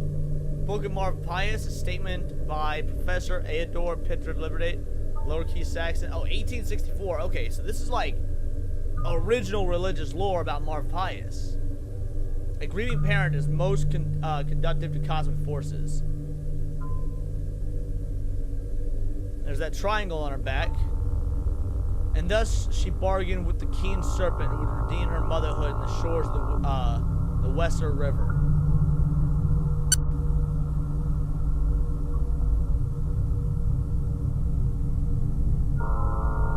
And the water turned crimson, and the blood of our children sunk below. The covenant was fulfilled and erased with the object of our grief. the twins. Sold her soul to bring back her dead children is what it sounds like.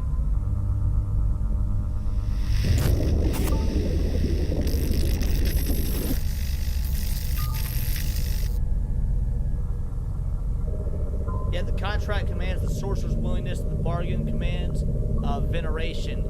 Contrarily, the viper won't sink its teeth.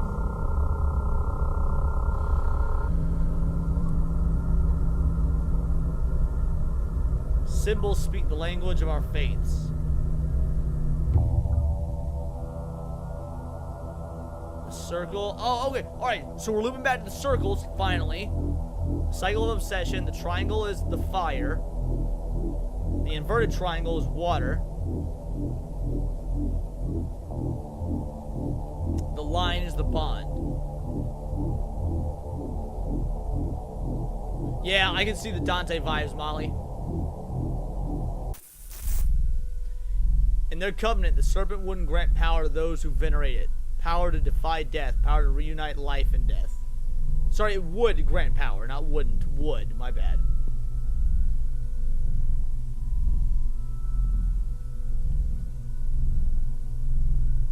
One can always speculate about the sorcerer's mental state, but as far as Ludol, with all due respect, I wish to refrain from discussing her personal tragedies. Truth is, the serpent is alluring elixir vitae, oozing from the viper's fangs.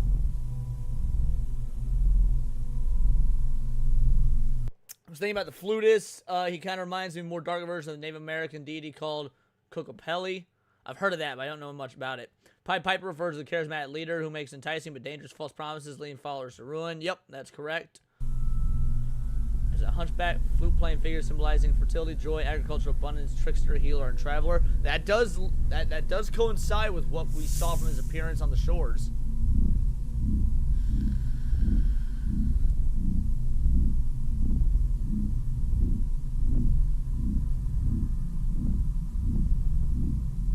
She cries your name every night, the little one. Come to the lake. Here my forces lay strong. Should you wish to dry her tears, the sigil is key, you know which one.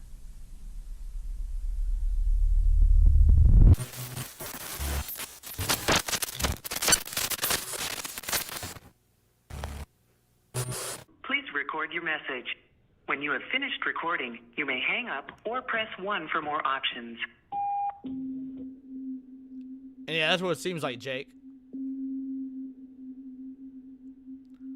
Voice of Anthony Carter. Martha, I'm tired. I know you try. We all know how good you are at finding people. But to me, your words just don't have any meaning anymore.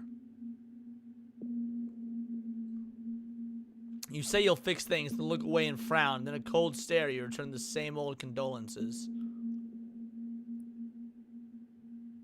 Is there really something inside you behind that husk? I found the damn solution. Or maybe the solution found me. Doesn't matter. Don't worry about lying anymore. Okay, well that terminology blows a hole in my theory about what lies means. I know those symbols have great power. I'll fix it myself. Alright, so are we switching characters from Martha being our main character to Anthony? I'll save my family.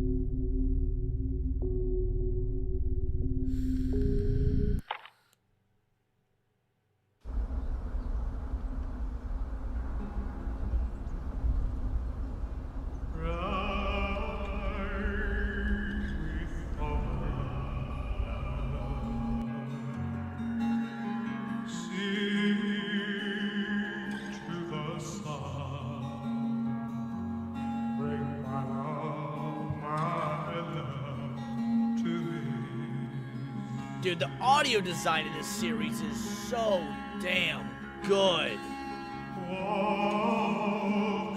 They're not graves, they're cenotaphs, they're like memorial markers. Catherine Carter, 59 and 97. Anthony Carter, born 1958. Anybody else getting Stupenzo vibes? Anybody else getting Stupenzo vibes of our boy Anthony right here? My love, my Ashley Carter, 84 to 97. Oh, damn, she was young.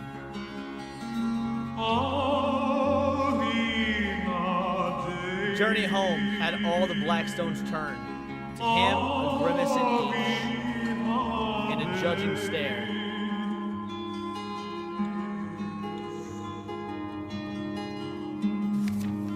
Carter's damaged family photo from 97.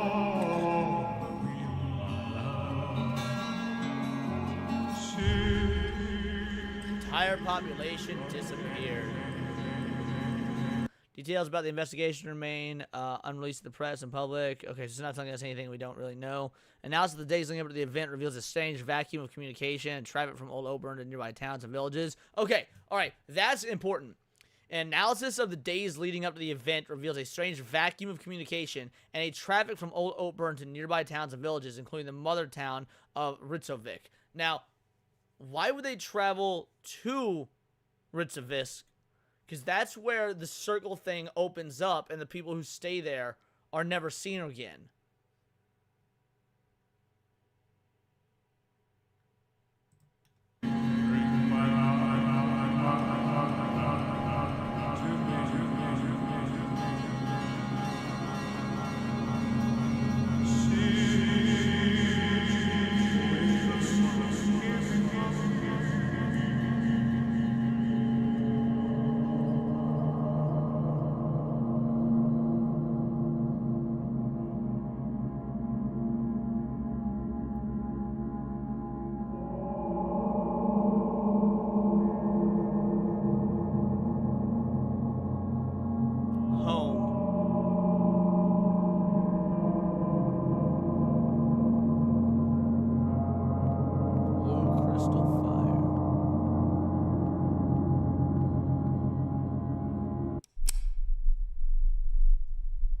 Nice house. I like the foyer.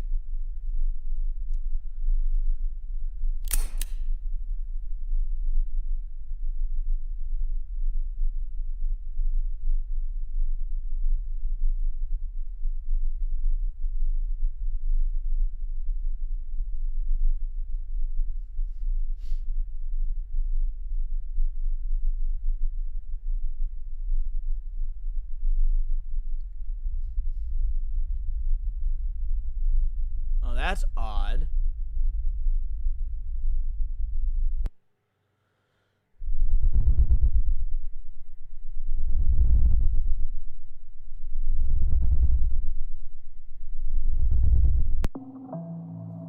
Hold on. Let's run that back. Alright, so a figure started to appear, but it cut way too quick.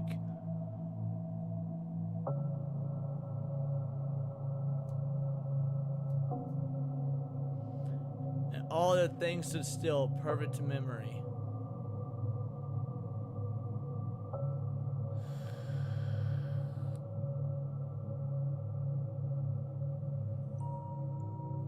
Yes, the 10th circle is reserved for people that don't like streams. Like the stream.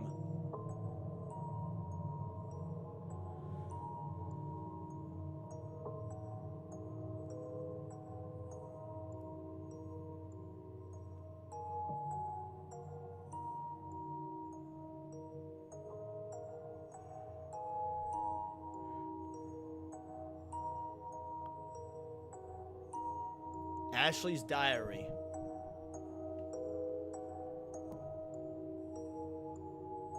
First drawing looked like the Coco Pally symbol. October 3rd to October 7th of 97.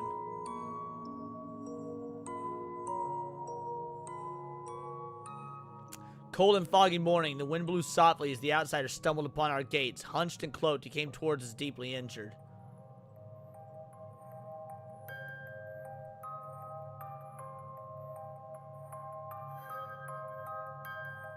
Our people took him in, treated his nasty wounds, and offered him refuge.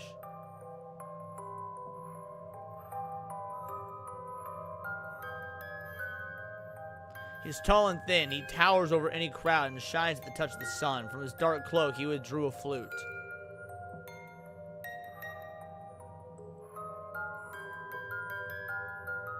is enchanting, unlike anything else. So we gathered around the fire, and they all danced from night to morning, from morning to night. And sometimes the tall figure danced, too.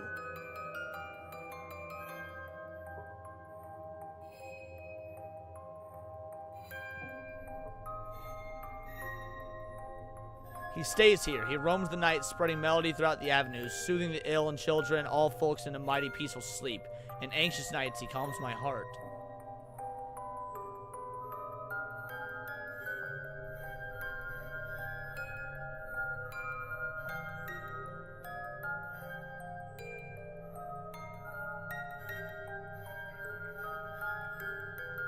This morning, he insisted on accompanying me on a walk in the woods. He said he wished to protect me from any hungry wolves. We were looking for the forget-me-nots and fireweeds and all the pretty flowers that blossomed around.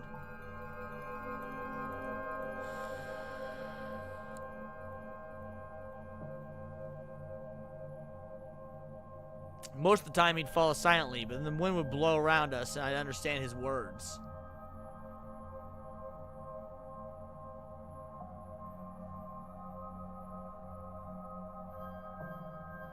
He says he was here a long time ago, but he saw some of the old houses being built when old Oakburn was not old.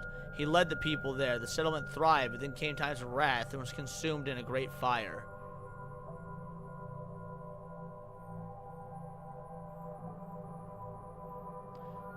He leaves, he says. He carries his loss to a very dark and gloomy place he wishes I would never see, but it was all done for now, and the past cannot be redeemed.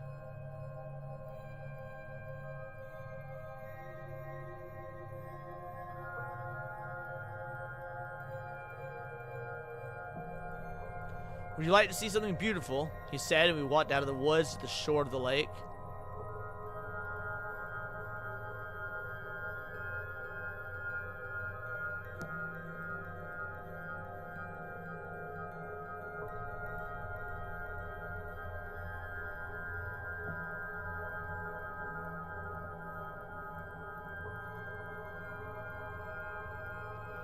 And on the lake swims a beautiful white swan, as in my dreams, the beautiful images that came from his flute.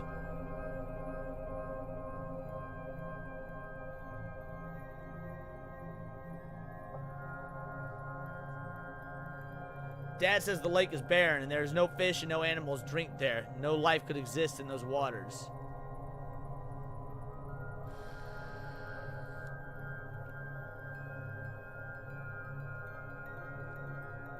But the flutist says he and death walk side by side.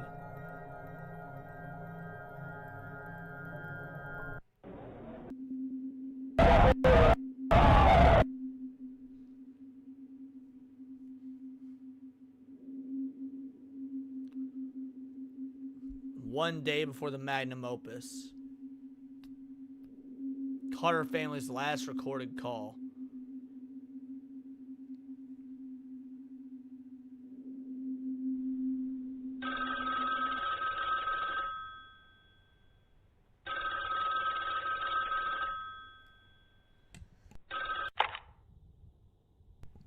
Hey, honey. How are things? How's Ash?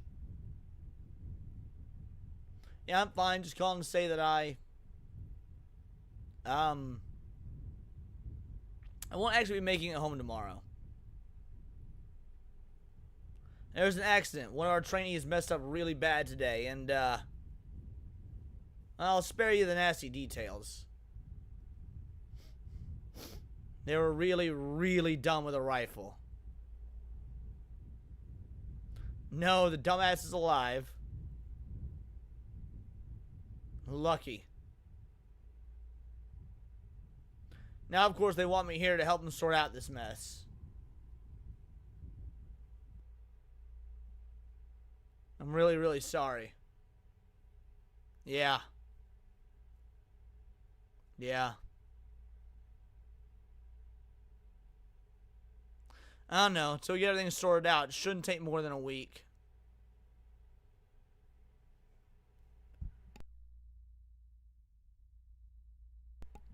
A week. Yeah, it sucks. I know. So how about you break the news to Ash and tell her I'll pass by Miss Jane's shop and grab some of those. Shit, what was it she wanted again? Yeah, colored pencils. The fine expensive as shit colored pencils. Relatable, bro. Tell her Dad will bring some of those as an apology. And tell her I love her. Damn, so he never even got to see him again. Because the anomaly happened while he was away. Gotta go. Take care, honey. I miss you two very much. Love you. Bye.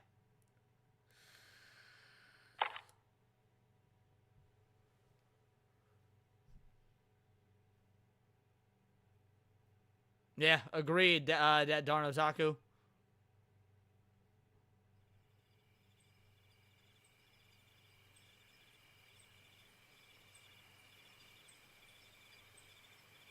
The clock strikes 12.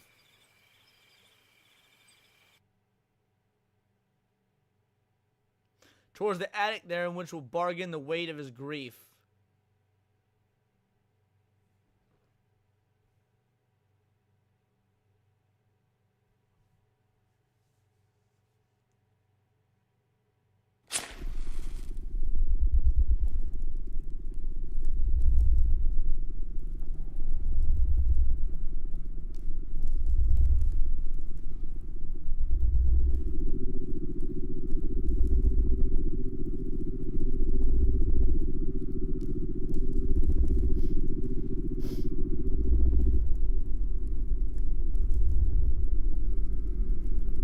That's interesting.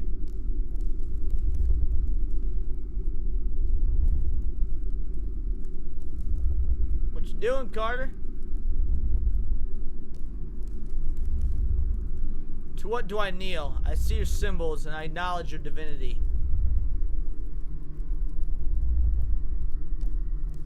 I do not seek retaliation, see?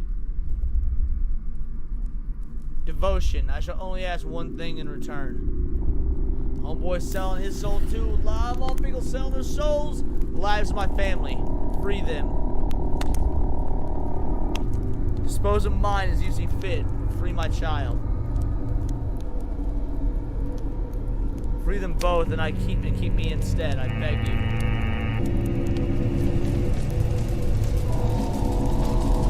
I can no longer.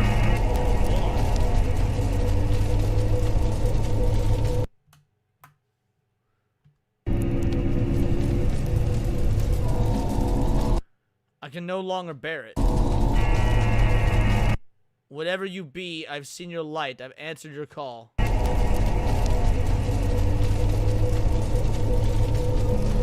Talk to me.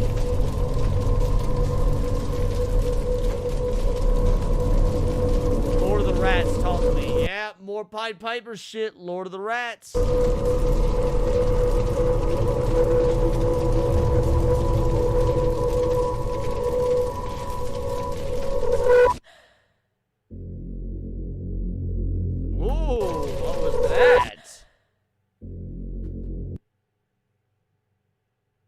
Alright, so we got our boy, Matt Pyrus here. Okay.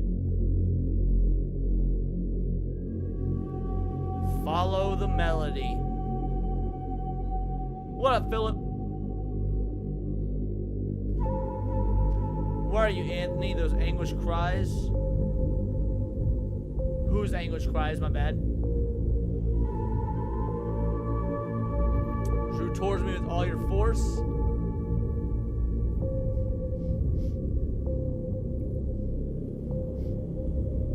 You begged my presence. You implored my voice.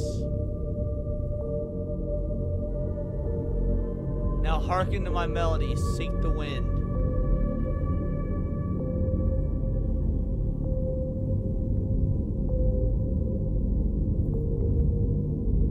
Impart your wail unto me. Once so prosperous in your love, would you like to rejoin them?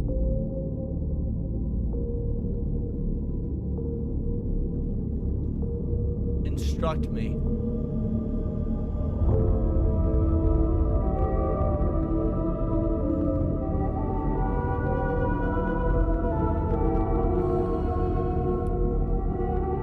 The exit shall remain sealed until our unification. For ghosts and conjures, the same laws appertain the same way they enter, and they must go out. What? But I beg you, how should they be of any use? I have use in you.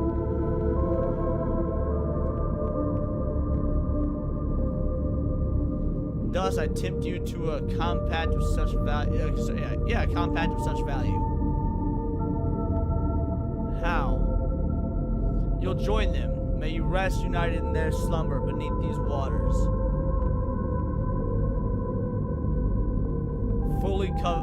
Full covenant, I shall raise you as a vessel.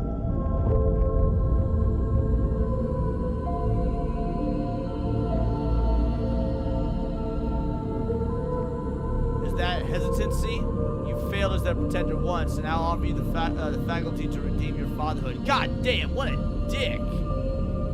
You sought a spirit of death, and I have come. Unite or persist in your own misery.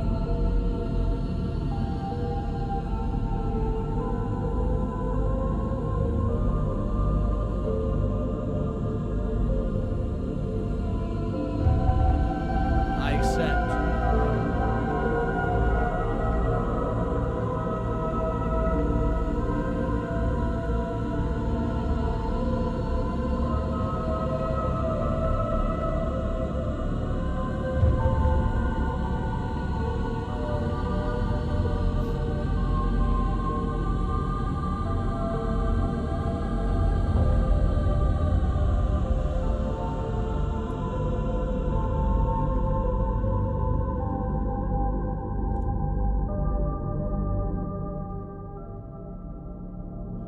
Tell me, Otaku.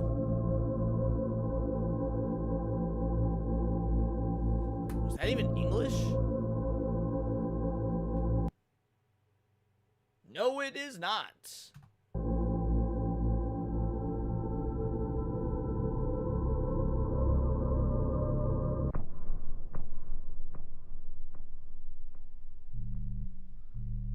The boy with the gun. Well.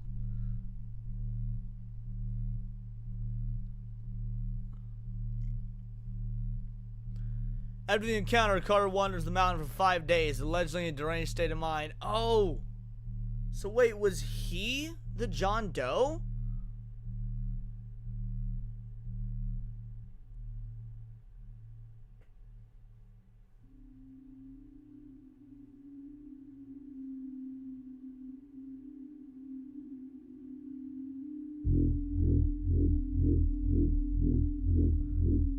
Carter comes across the Lebedev residence.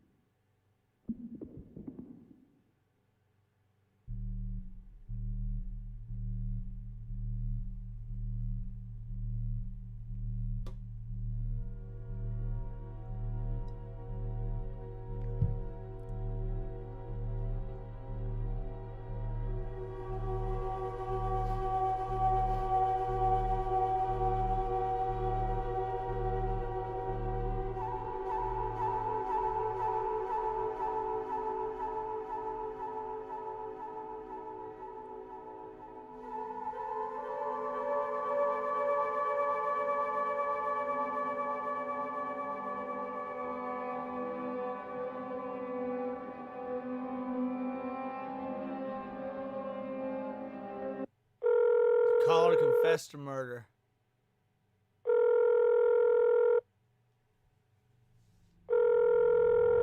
What have you done?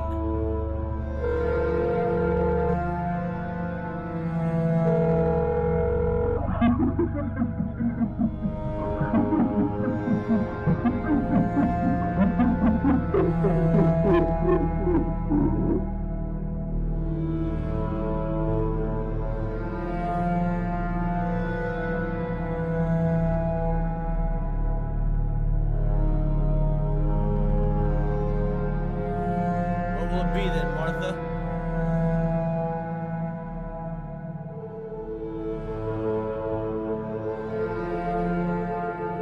People are fed up with these nightmares. Take them back to the lake and stay out of sight.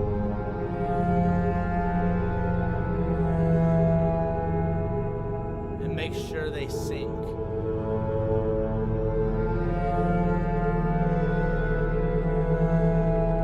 Just give me a few minutes. Carter is emptied.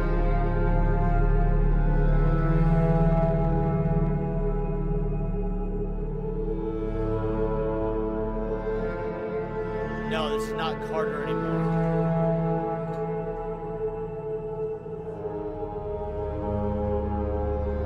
I'll deal with him.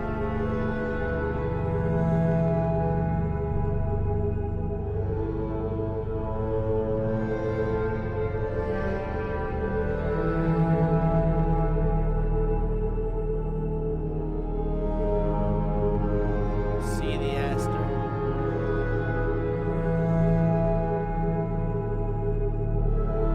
Stare is empty, and she rewrites our tragedies.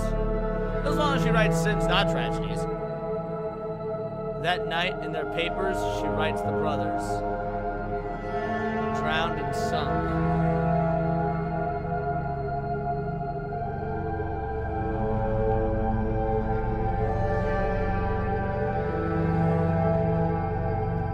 That night, in her condolences, she says Anthony Carter laid face down in blood. 5 bullets in his chamber. And another in his head. She lies. She lies because no lamb shall fear any wolves. For all the wolves have drowned. But in truth, only one wolf drowned, didn't it, Martha? Yes, the monster was Brendan Eerie all along, exactly. We have overstayed our welcome. The only path for redemption is our destruction.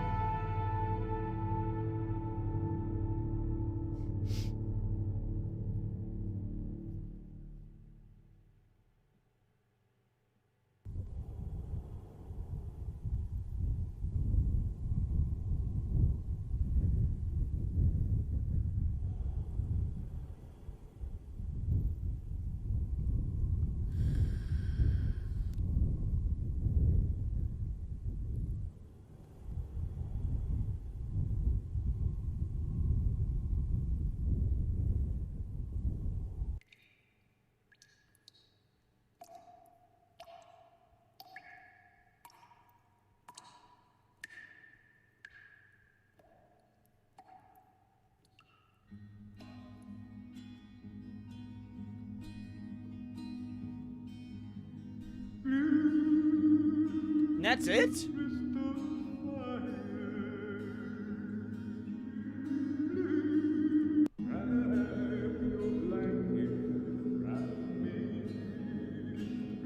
Okay.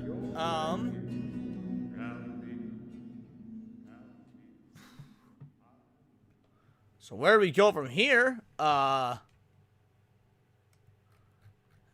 is...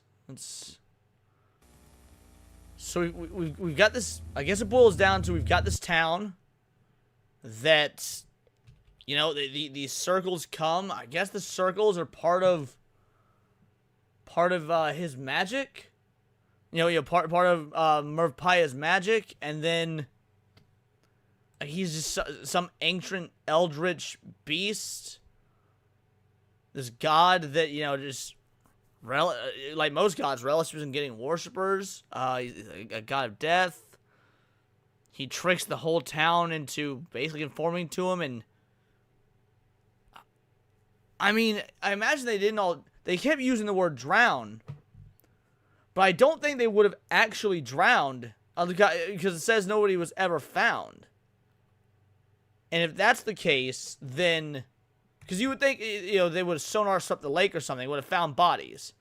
So, they must have been taken to some sort of other dimension, other world, whatever. what was her relation to him? No, I don't think it came down to Martha lied about everything. I think it came down to Martha lied about... So the lie is that Martha knew that Anthony Carter was the John Doe, but because of their... when I say relationship, I don't mean romantic relationship, but like they knew each other, they were, acquaintances or even friends with one another. She lied in her reporting about the John Doe being a John Doe. It mentioned Drowned City, or was that in reference to the people? That's the thing, is I don't actually know. I think that's a reference to the people. But yeah, I think the whole thing, the lie, is that Martha lied about the killer being unknown, about it being a John Doe, when she really knew the whole time that it was Anthony Carter. Because she felt guilty and like a failure that she couldn't get his family back.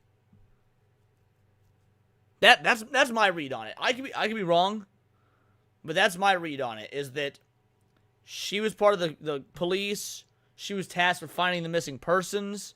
She failed to do so.